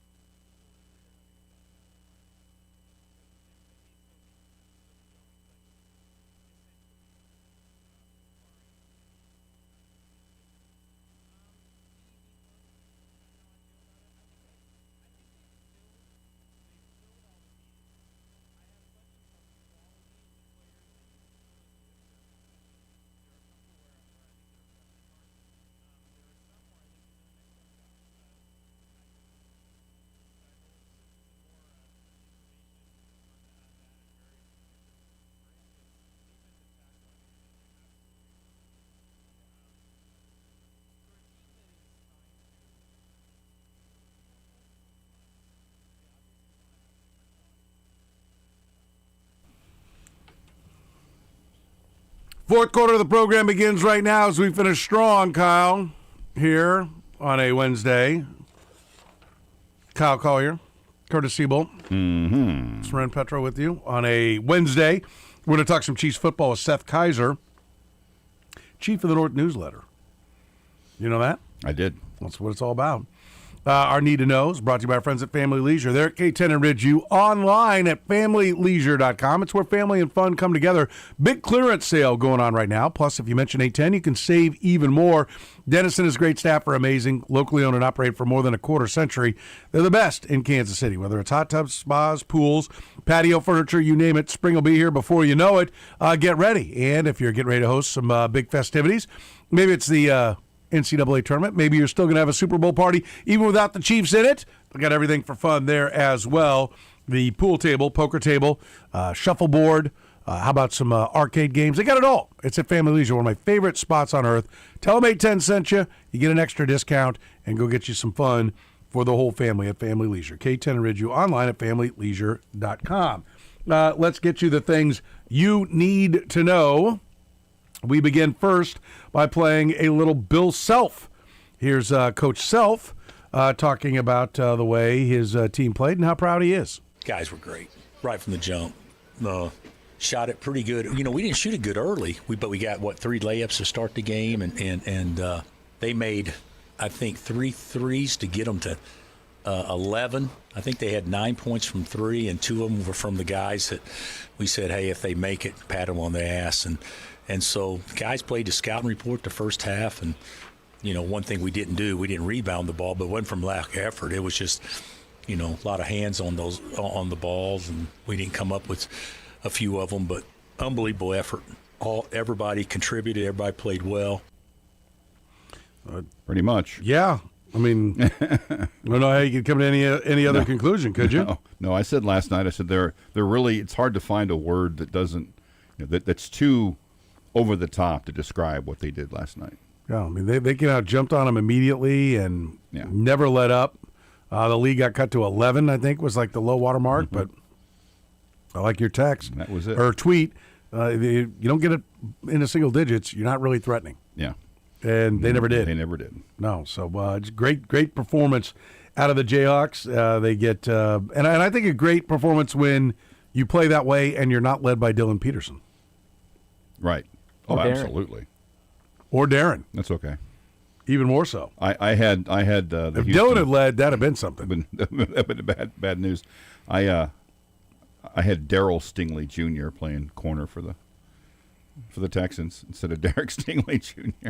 It's like I don't know if Darryl Stingley had a kid, but he's definitely not playing for the Texans. Well, this is Stingley's grandson. Oh, is it? Yeah. Okay, I didn't. Mm-hmm. Look it up. So he had a kid named Derek, and Derek is this guy's okay, cool. Mm-hmm. And in the fantasy draft, I meant to draft Jeremy Smith and Jigba. Would have worked out just as well. Still would have got last. Yeah. Mm-hmm. Still would have got last. Yeah. Like how you think there. But it was the fact that he was given 5 different opportunities to. Nah, you can throw it back in. Nah, ride or die. No, I'm gonna keep him. I would have got banned in my league for doing that. So he's got a better excuse than I do. I took all my guys, and I got eliminated anyway. So I don't know what we're laughing at him for. Bill Self talking about Darren Peterson. Said liked the way the team played out there when Peterson was part of the group. I think it's the first time, maybe even in practice, that I thought we were aggressive when Darren was in the game. Everybody was aggressive. Everybody was trying to make a play. Everybody got their nose dirty to the point where you didn't have to play through Darren to have a good possession. It was better. Now, and I know Darren was happy about it. And of course, we almost got through the game. Didn't quite get through the game with him, but we got close. We're getting closer. But a lot of good things. Only played 7, cut the rotation, and because those 7 were playing well, and we had great attitudes on the bench. Just a lot of fun. That's a great team. You know, they can win it all. That team can win it all. But we didn't. We made them play bad tonight, and we haven't done that with anybody since conference play started. And so that was fun to our guys to see it, and now they know it. They know that this is the expectation, and we can't We can't settle for anything less than that type of effort. Probably won't get that type of effort every night. But he at least did that kind of confirm that result Peterson was out because of the legs again. Yep. So that continues to hang over there. Yeah, the 550, had he been healthy, he wouldn't have come out when he did, regardless of what the score was.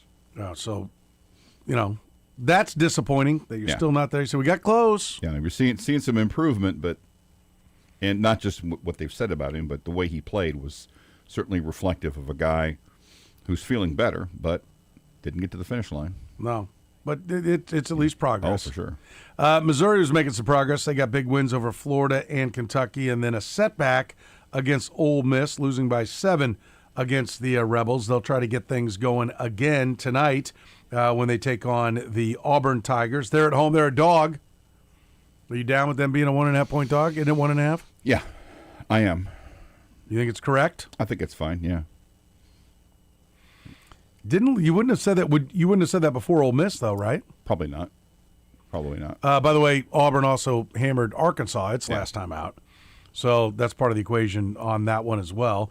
Dennis Gates, talking with the media, was asked about the poor numbers his team has put up from the free throw line. Free throws are always a mental component of the basketball game. You can shoot them as many times as you want to in practice, but the stress of a practice is nowhere near the stress in the environment of a games.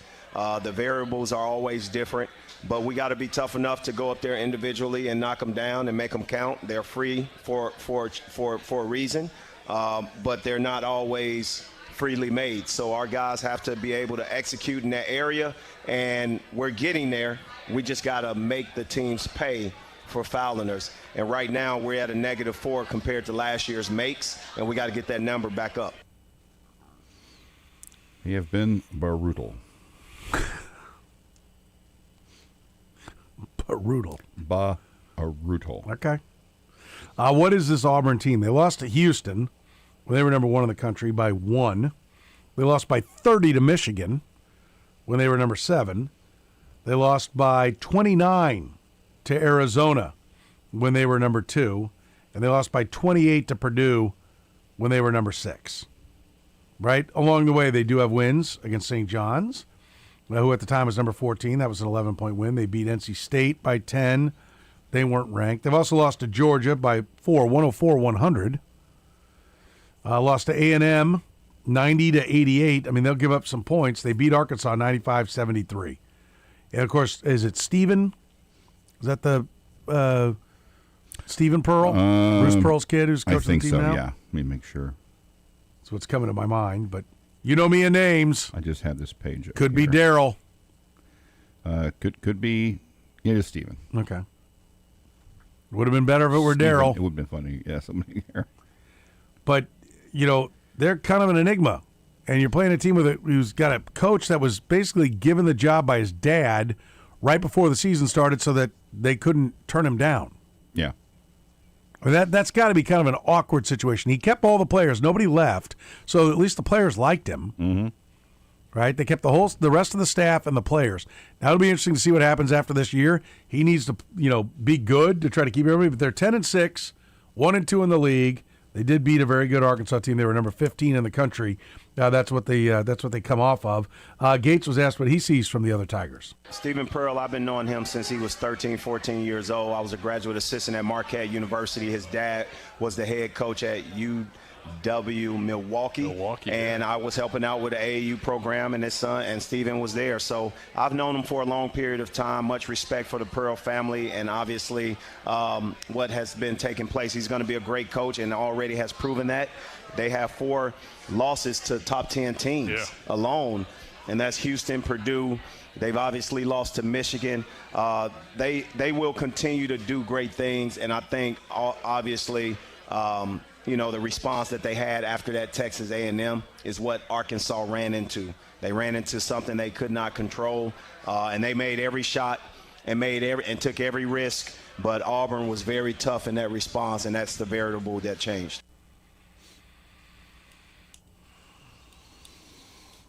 Yeah. Well, I don't have any really reaction to that, but I think it's a game you need to win. Yes. You got to start making home court mean something for the Tigers. You can't You can't in a close game. That has to be the difference. By the way, I was looking up the free throws. Missouri right now 337 out of 361 teams in free throw percentage. And for those people who think maybe it's a Dennis Gates thing, they were 141 last year. They were number 6 in the league 2 years ago. 39 his first year. So this is definitely outside the normal box for them. Even though 141 was a down, they're almost 200 spots lower.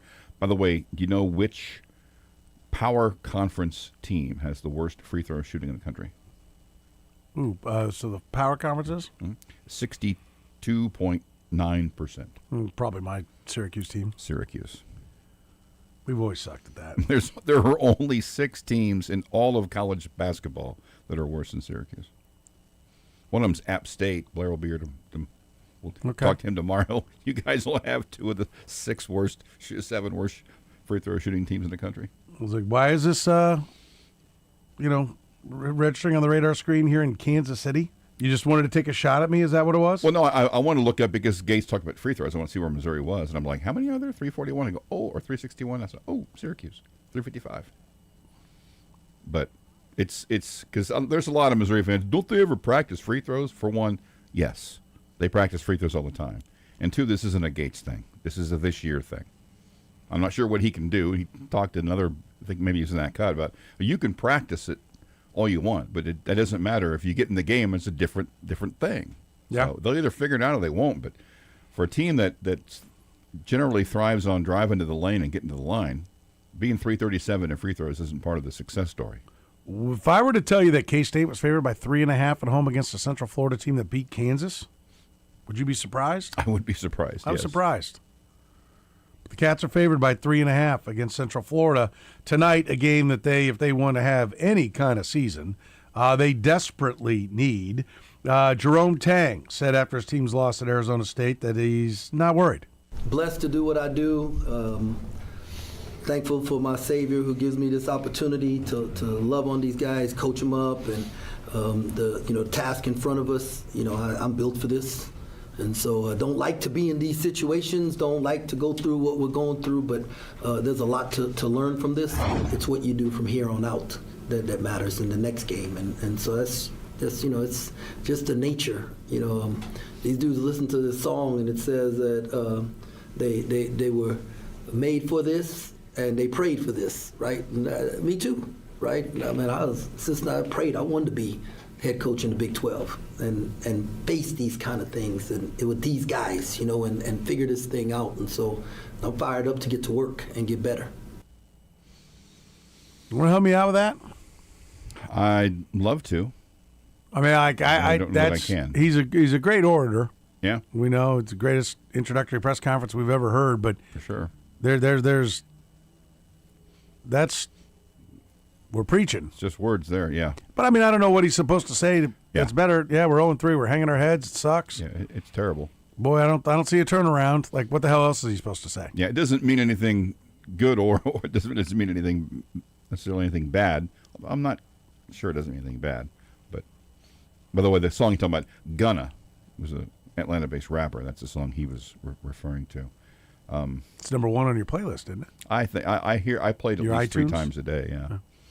Yeah, but that's rough. You've got it on your iPod, don't you? I'm playing it right now. Actually, in my other ear, I'm listening to it. Look, by the way, the game's on Peacock tonight. Do you see that? Mm-hmm. I didn't know college basketball games were on Peacock. Yeah, in fact, it's not the first one. Is it? Kansas was on Peacock a couple weeks ago. Yeah. Okay. Great analysis you had after that game. Let's see where that came from. I must have turned it on and not realized it. I remembered that's what I was doing. Just. Do you have the Peacock? I do. That's a you thing. I'm proud. Proud of it. Proud as a peacock. I don't know. I mean, I think they got to get things going in the right direction here at some point. And it's lose tonight and as a go to 0-4 as a favorite, and then it's nothing he could say that would. I mean, the K-State fans I know are always like, next. As you stated earlier, I think when they say if not him, then who, and they say anybody, that's the problem. Yeah. Central Florida tonight, Oklahoma State on the road Saturday, and then Utah. So Ken Palm rankings 46, 65, and 124. If you're not going to get it going right now, when are you? Yeah. I mean, these are winnable games if you are not one of the worst couple of teams in the league. Yeah. You go 1-2 here, you're one of the worst teams in the league. And let the beatings commence, because that's what's going to happen. It'll slowly erode even more if that indeed is what ends up happening. Dante Moore is going to stay at Oregon. He has opted not to enter the NFL draft. So Dante Moore back. Dominic Raiola? What is Raiola's first name? Dylan Raiola. Dylan Raiola. It is Dylan? I think, yeah. Oh, hell. I think Dominic was his dad. Yeah. Dylan Raiola transferred to Oregon, and now Dante Moore's staying. Yeah. Wonder if we'll see him leaving again, or in the did he know that was coming? In the story, when Raiola decided to transfer, there was a mention, I think in the second paragraph, was even though Dante Moore has not made his decision, there's thought that he could redshirt and play the year after. And I went, he's going to come out. And then wrong. Well, there's somebody else named Dylan is leaving Oregon for the NFL draft. They're all Big Ten safety. Dylan Thieneman. So we're going to get Dylan's names in here all over the place. So if you'd have said today that someone from Oregon declared for the NFL draft, you would not have thought it would be Dylan Thieneman and not Dante Moore. If you were thinking that the Boston Red Sox were going to trade for Chris Bubich and give you Jaron Duran, which has been one of the things that's been talked about, they supposedly want Cole Reagans. Royals would like to trade Chris Bubich. Well, those hopes took a hit today. Reports have the Red Sox agreeing to a 5-year, $130 million deal with left-hander Ranger Suarez. He joins the rotation in Boston. It's projected to be Garrett Crochet, Sonny Gray, Brian Bello, and Johan Oviedo. The Red Sox are going to be pretty good. Yeah. They'll definitely be able to pitch it. But, man, tied up a lot of money. 5 years, $130 million is what, $26 million per year on a pitcher that's 30 years old? So we'll see. We'll see how it plays out. We'll see what the Chief of the North has to say. Our man Seth Kaiser, author of the Chief of the North newsletter, joins us talking Chiefs next.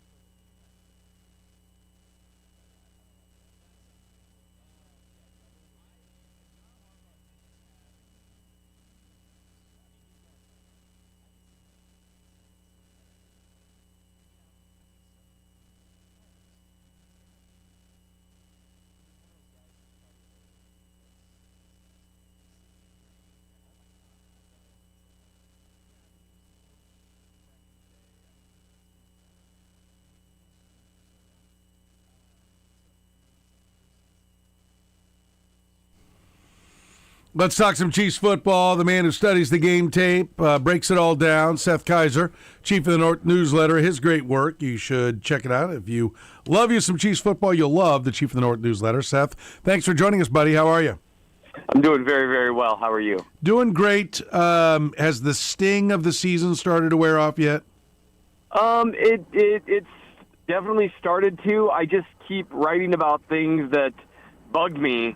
But now, like, I'm slowly kind of moving into the what happened, and that helps me turn the page to, like, the whys, and then, well, how can it not happen again?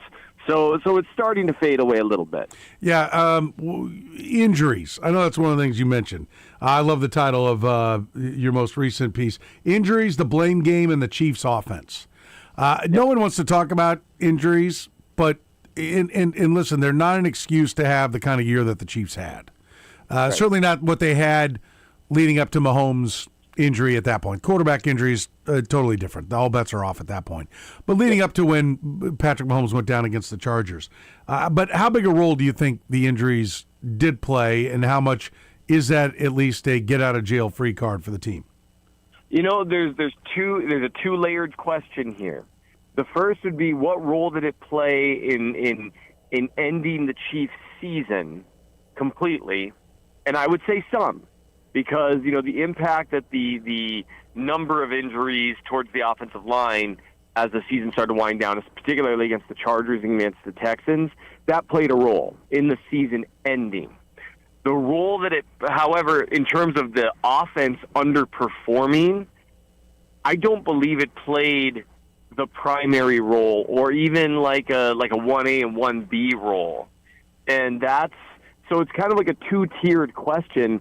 And that what makes this such a fascinating conversation to me is how the Chiefs view that is going to color, I think, a lot of how they handle this offseason.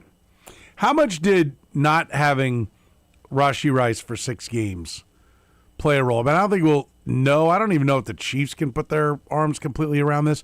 I bring it up because at least what they said at training camp was, no, they're playing the offense. They're practicing the offense that they plan on being all year long.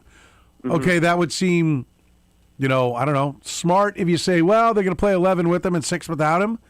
It would seem foolish if you're like, well, you don't want to bury yourself coming out of the gates. Like, how much, that wasn't an injury. He was injured at the end, but right. How much did that disrupt everything that they were trying to accomplish? I would love to say that it was highly disruptive, but the problem is when you look at the offense they ran once they had all the receivers, I don't know how terribly disruptive it was. It obviously, the results are going to be different. When Rice returned, he immediately was able to impact the game in some very important ways. He's a good player. But I think the foundational stuff, I think the results would have been a little bit better early on. But one thing that's interesting to me is 2 of their best games on offense, whether it's by scoring or by expected points added total or per play, came without Rashee Rice against Baltimore and then against the Jacksonville Jaguars. And so they managed to have some of their most successful games. And actually, if I'm recalling, their first against Vegas, the demolition of the Raiders, I'm trying to recall if Rice was back for that. I don't have the article in front of me, so I can't even remember at this point. But multiple games that were some of their most successful as an offense were without Rashee Rice. And so that's something you have to take into consideration. I think it threw something off, but the offense, in my opinion, didn't drastically alter in terms of what they were trying to accomplish, at least in a good way, once he came back. And for the record, that was the game he came back for, was the Raider game. And they walloped them. Yeah, I just wonder how much, they did actually change the offense. And then mid-season, they're trying to change it again. Did they go away from it? And then they changed the offense to a Xavier Worthy offense, and then Xavier Worthy went down immediately in that first game. I'm curious how much. I mean, listen, they always say next man up, but, the game plan's the game plan. And right. I'm curious how much of this is just, in some ways they've been kind of fortunate in how their injuries have fallen. They've been a pretty healthy, team and organization for a while, but maybe this was just a little bit of bad luck. Not that they had injuries, but how the injuries fell, that they ended up compounding themselves and making it more difficult for them to overcome. Or maybe I'm just making excuses. I don't know. Right. And that's where, the tough thing for me is I'm not sure some of the changes they made when they decided to run like this is the offense we want to run. I don't think it was that good. And that's the problem. Like, that's where, so when you examine how the injuries fell, and it's hard to, walk through this in a step-by-step way, because, yeah, returning against the Raiders played about 47% of the snaps, give or take. But, two of their other best offensive performances came without Rice, right?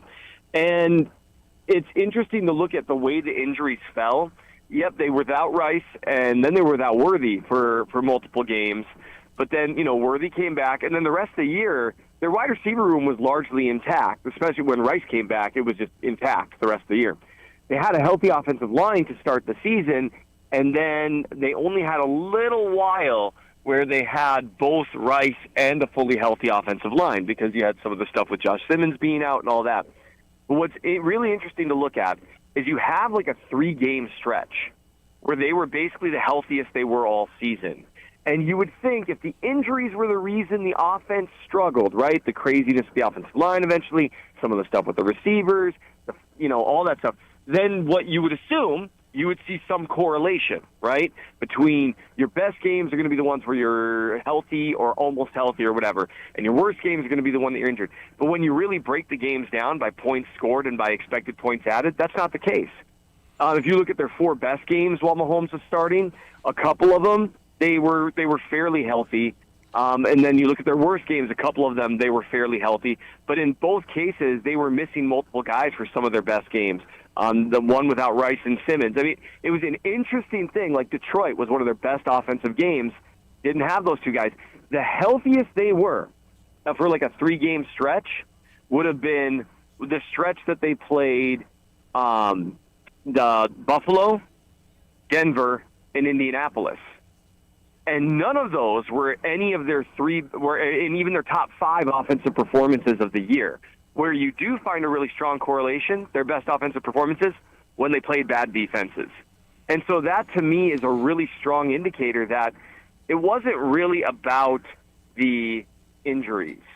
It was something else. Now, whatever you choose to call that something else, that's where the debate can happen.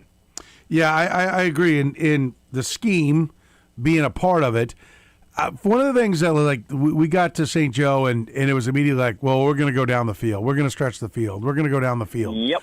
And we saw them keep trying to do that. It seemed like they wanted to loosen up the underneath stuff by just, I've called it, pulling the pin and lobbing a grenade, as opposed to designing something. And also as opposed to taking something. Like when you run power, you're taking something.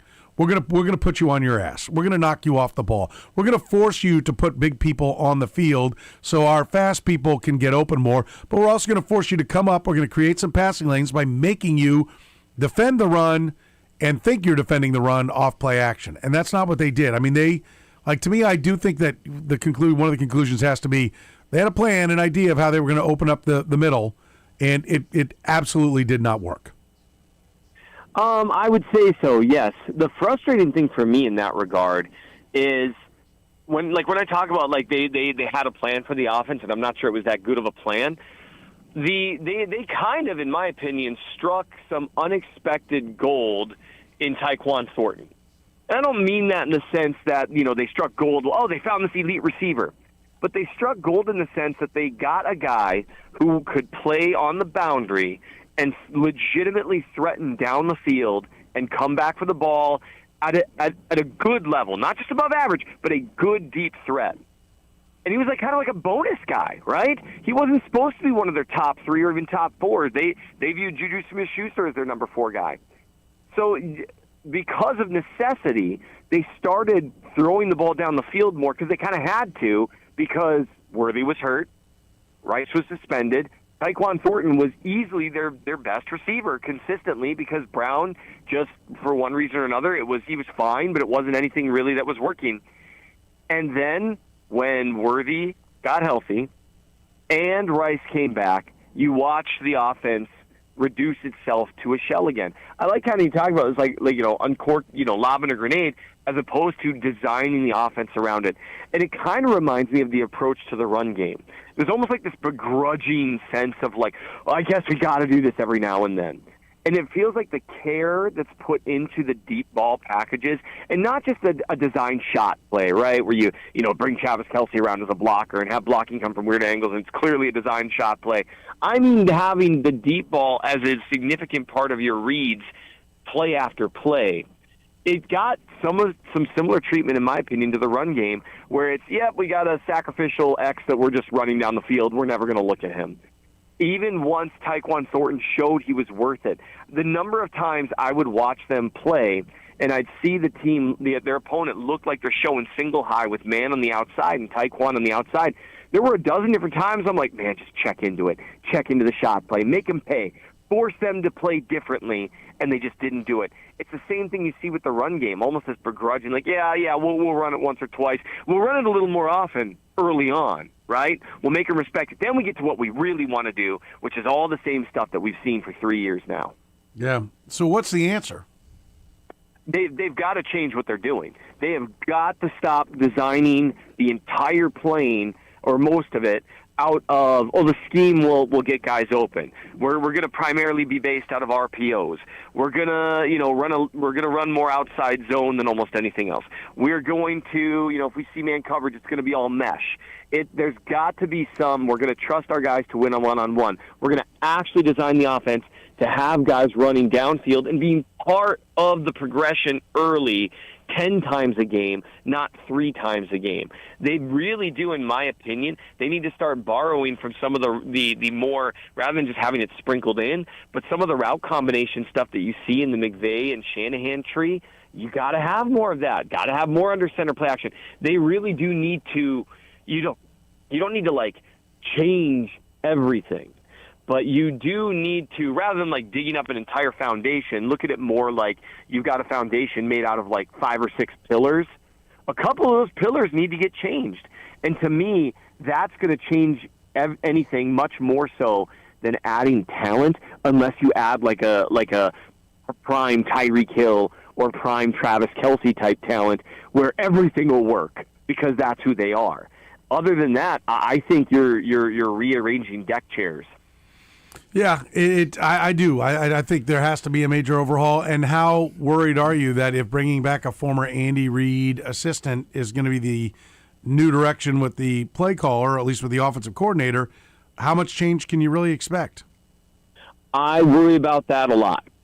I think a lot of people expect it to be Kafka or Bieniemy, and all the silence that we're getting kind of only adds to that expectation, which I share. The thing is, both those guys have been in different systems now a few times, and I appreciate that. I like that they've been in systems where they get an opportunity to experience, stuff that other guys are using. However, it doesn't necessarily, those are still tree guys. It worries me if you bring those guys back into the room, how new the voices are going to be. The analogy I made on Only Weird Games, and maybe I shouldn't make it the same way on terrestrial radio. It's kind of like if you want to learn something about theology and really like understand a bunch of different theological points. So you bring in 10 guys from the same denomination to talk about it. Well, you're going to get a lot of the same ideas. If I really want to hear a lot of different stuff theologically, I'm going to bring in a Lutheran, a Catholic, a KJV Baptist, a Pentecostal, and a Nazarene, and let's see what happens. Whereas in the Andy Reid room, it's a lot of guys that are coming from the exact same branch. That is a great way to put it. That is, I love that. What about the future with Travis Kelce? Like, if he comes back, like, are you of the opinion? I'm kind of the opinion that they can't grow unless they move on from him. I actually feel that way quite a bit too. For me, one issue that they have with the offense is that they really are reliant on him being the guy, and I don't know if they know how to design. I don't know if they know how to design anything else other than something that's reliant on his specific skill set that while still elite, or still really, really high level, it's not what it was in 2022. And I don't know how you change the bones of the offense when you've got a guy in the room that you think still has the bones of that offense. That's the thing about Travis Kelce that, for me, it's a real shame because this isn't his fault. He should be able to come back and trust the coaches to design it around how things currently are, not how they were several years ago. And I don't know that they do. I genuinely don't know if they're going to be willing to revamp the offense around some deep passing stuff the way they really ought to with this offensive line, and a power running attack with this offensive line. And if they're smart and they bring back Tyquan Thornton, which they should, they really should try to revamp around, featuring the run game more, and then, being willing to be more bombs away. And that doesn't fit where Travis Kelce's currently at in his career. It could if he's a complementary piece, if he's your number 3 guy. That is a world where Travis Kelce could be the number 3 guy and get 1,000 yards receiving. And that's where I just don't know if they've got the discipline to do that, because it's really hard to not play with the shiny toy, right?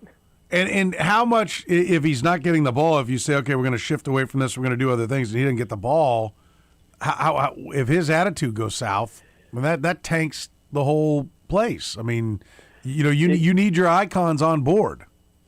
You do, and that's where, to me, he always says he's all about winning. I genuinely think as long as that's the expectation, if I were him, I'd be more annoyed about the way they've done it the last couple of years, where they're asking him to be someone that he's not quite anymore. That would be way more frustrating to me than, man, yeah, we're going to make your life so much easier, and you get to be a complimentary piece that rides off into the sunset on an awesome offense that you're a part of, rather than a mediocre offense that we're trying to force-feed a square peg into a round hole and make you what you were in 2022. Yeah, I totally agree. We're talking to Seth Kaiser here in the program. You mentioned one of the things in a couple of columns ago. You had all your reasons, different things. How did you phrase it? I'm trying to remember. The title was Head Scratchers: the 18 most baffling decisions the Chiefs made. How in one of them is no plan for man. In other words, they didn't have a plan for man defense. Is it that they didn't have a plan, or they didn't have the talent to handle man defense? I think it could certainly be both. If you look at the guys that they had, their numbers against man coverage in college weren't great. But they weren't like Hollywood Brown and Xavier Worthy were okay. Rashee Rice was abysmal in college against man coverage. That's probably not going to change. But the thing that gets it for me is some of the things that you can do against man coverage is you can dial up.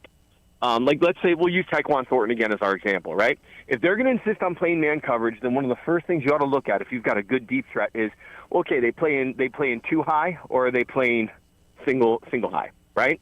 If they're playing single high, we're going to take 7 or 8 deep shots, and we only got to hit on 2, because we've got a guy that can get behind most corners and make big plays, and we might hit on 2 and get a pass interference, right? Because those pass interference plays, they're 45-yard plays. That's one way you punish them, and they wouldn't do it. Another way you can punish man coverage is, Xavier Worthy, the way he used to eat in college, where he was at his best beating man coverage, was running intermediate routes that took advantage of his ability to threaten down the field because of his speed, and then cut out or in, some of your intermediate outs, your intermediate digs and comebacks and that sort of stuff. And he would open up running those routes. He's got some savviness to how he utilizes fakes while he's running once he's clear of contact. He's at his best intermediate, weirdly enough, not necessarily down the field or shallow. And yet they hardly ever had him running that. Once a game, I would watch him open up against man coverage against a route like that, and then I'd be like, you could do that more. But instead you've got him running these combination routes that are counting on the scheme to get him open, to get guys open, rather than talent. So for me, I do think there's a talent issue there. I think they could use, and they're picking 9th, a genuine man coverage beating guy. I know there's 3 different receivers that I think a lot of people are highest on that might be guys that can legitimately win against man coverage. That would certainly help. But if you just have that guy running mesh over and over again, it's not going to accomplish the same thing because you're relying on the scheme rather than the players.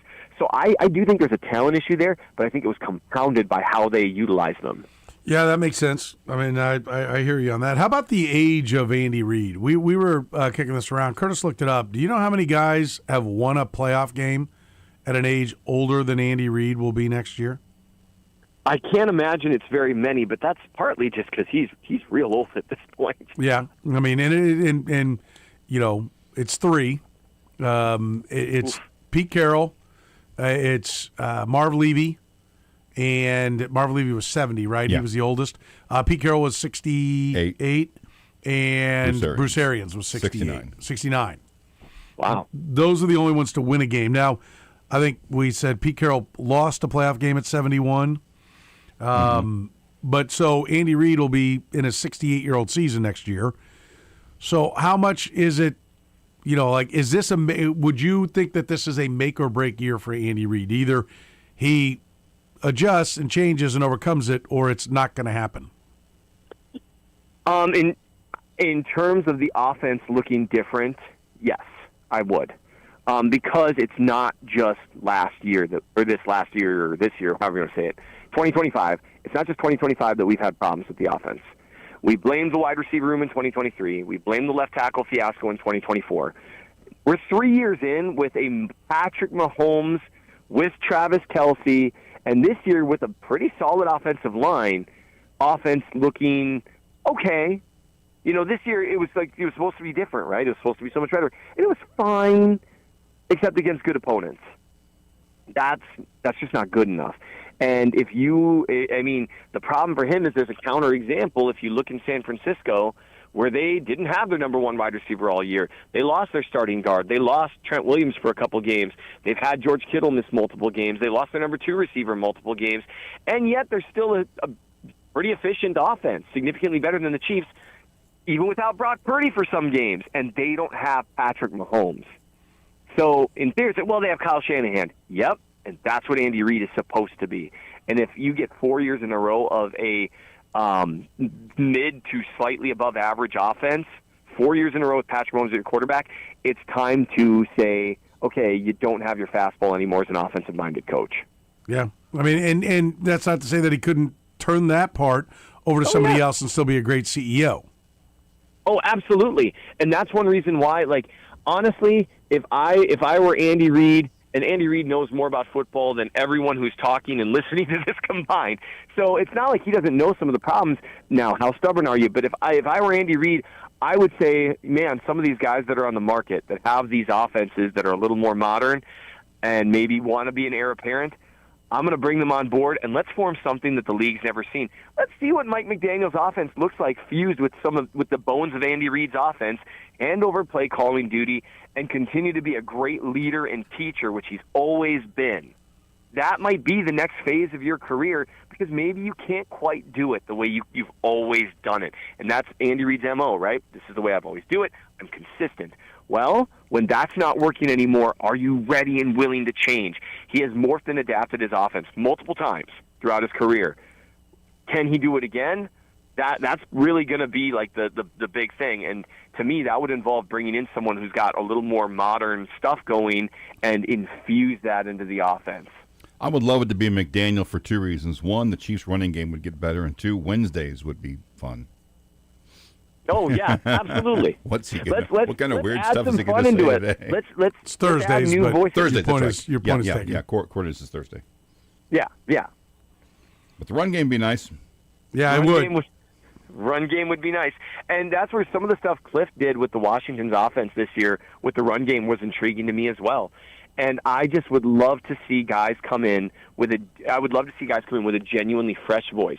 Andy Reid's famous for listening to the voices in the room, being willing to take ideas from anywhere. But if you're only taking ideas from the same echo chamber, that starts to lose some of its power.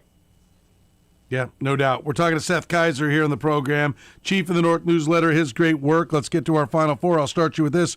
We know that you're a huge NFL fan, a huge Chiefs fan, not much on the college side. But will you watch Indiana-Miami in the national championship game on Monday? I very much will not, but I will definitely probably review some of the film from it. Okay, there we go. Will not watch, says the Chief of the North. All right, tell me, it's going to be 34 degrees tomorrow. It's 12 now where you are. It's going to be 34 for a high tomorrow. We looked it up. Will you wear a coat, or is that like short sleeve weather? Oh no, I'll wear a coat in 34. Well, it depends how long I'm going to be outside. If it's sunny. If it's sunny in 34, I'll probably wear a sweatshirt. Sweatshirt. Yeah, there you go. There you go. I'm going to put you down for a hoodie because that would be my MO on that because that's what we had today and that's what I did. Hoodie and shorts, actually. All right, but I wasn't outside for long. That should be pointed out as well. All right, the minimum number of wins that Andy Reid needs to have. Listen, there's other variables. Does the offense play well? Are there injuries? Just kind of rule of thumb. I'm not holding you this, but what you're feeling based on our conversation we just had. Minimum number of wins to stay the course with Andy Reid being the head coach, the play caller, the offensive coordinator, everything. For the 2026 season, assuming there's not a cataclysm of health like with Mahomes, 11 minimum. Okay, 11 minimum. And then what do you think the Super Bowl is going to be based on what's left? Oh, man, it's impossible to tell with this field. I think, you know what, I think Josh Allen's finally going to do it. I think he's going to beat the Seahawks. Okay, Buffalo over Seattle, he says. Get the Brinks truck, back it up, put it on it. The Chief of the North has spoken. Seth, you are the man. We appreciate it. Thanks so much. We'll talk to you down the road. That sounds great. Thanks for having me. The program with Soren Petro. Too fat to run. Weekdays from 2 to 6 on Sports Radio 810 WHB. All right, listen up. The football playoffs are well underway. You just heard Seth Kaiser talk about Josh Allen. That's one of the things I like. Listen, Underdog works really, really easy. Just choose your favorite player. Go higher or lower on stats like touchdowns, rushing yards, receiving yards, receptions. You name it. Josh Allen. I think they're going to be ganging up on the run. Therefore, I like Josh Allen. Throw in the football higher than 217.5 yards. That's where I'm going on Josh Allen. It's just that easy. How about Matt Stafford? I think the Rams are going to have a big day. Higher on the 276.5 passing yards. That's where I go with Matt Stafford. Listen, make entries, win money right now in Missouri with Underdog. Get them right, you could win up to 5,000 times your cash. So what are you waiting for? Download the app today. Use promo code SOREN, SOREN. Score $75 in bonus entries when you play your first $5. Again, that's promo code SOREN. Right? Download the app, use the promo code SOREN, score $75 in bonus entries with Underdog. Make plays, win money. Must be 18 plus and present in Missouri. Terms apply. See assets.underdogfantasy.com/web/play and get terms _DFS_.html for details. Concerned with your play, call 1-800-GAMBLER or visit www.ncpgambling.org. Men, if one of your resolutions this year is to feel better, stronger, and more like yourself again, it may be time to look at your testosterone levels. Feeling exhausted, unfocused, gaining weight, or not seeing results in the gym are often signs of low testosterone, not just getting older. Heartland Men's Health are experts in treating low T and other men's health conditions, helping men across Kansas City get their edge back. With treatment, many men notice improved energy, clearer thinking, better sleep, stronger workouts, and a renewed sex drive within just a few weeks. You can even start by taking a quick low-T quiz at heartlandmenshealth.com to see if symptoms apply to you. Your initial appointment is only $99. That includes lab work, testosterone, and PSA testing, and a consultation with a licensed medical provider. If you start testosterone treatment the day of your appointment, that visit becomes free. Heartland Men's Health has convenient locations in North Kansas City, Overland Park, and Independence. Do not wait another year to feel better. Call 844-447-6600 or visit heartlandmenshealth.com today. What if your instincts could pay off? With Robinhood Prediction Markets, you could put your knowledge to work on the events that matter to you. Prediction Markets isn't just sports. It's the Fed rate decision, your favorite award show, and so much more beyond the playing field. Trade events with Robinhood. Visit Robinhood.com/predict. That's Robinhood.com/predict. Futures and cleared swaps trading involves significant risk and is not appropriate for everyone. Event contracts are offered by Robinhood Derivatives LLC, a registered futures commission merchant and swap firm. My name is Whitney Allen. I am a widow. My husband Ryan died. We never thought in a million years we'd have to use life insurance. The unexpected happened. With Ethos,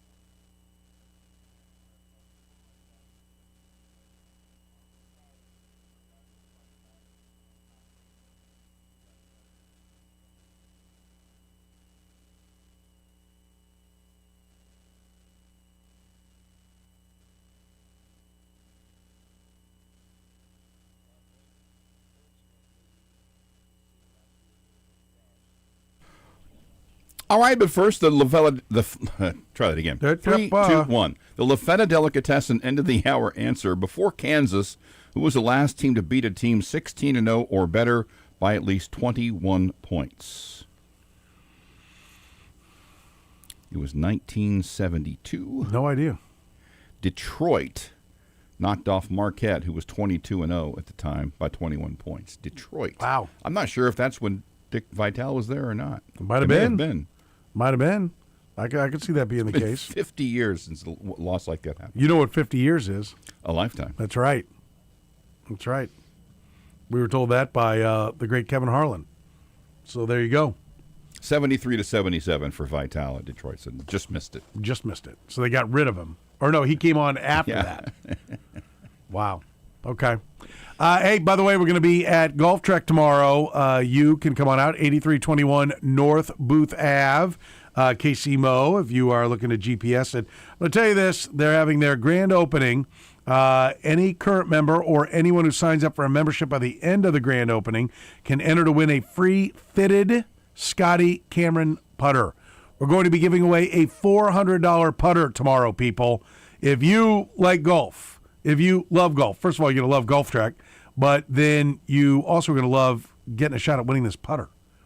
Not bad. Or know someone who loves golf. They will adjust it to fit your game, fit your size perfectly. I'm going to have a food truck there from Tiki Taco, so you can get some delicious Mexican food. Also doing competitions on the simulators, like the longest drive, closest to the pin. They'll be giving away hoodies, Golf Trek merch. You can come on out, win some great prizes, and check out their incredible indoor golf facility. You will love it if you're serious about improving your game this offseason when it's cold. You got a place to play. Get to Golf Trek. If you can't get on the course, they've got the spot for you. So come on out, check out their great technologies, and maybe win you a $400 Scotty Cameron putter. It's the program broadcasting live tomorrow at Golf Trek. We will see you up north.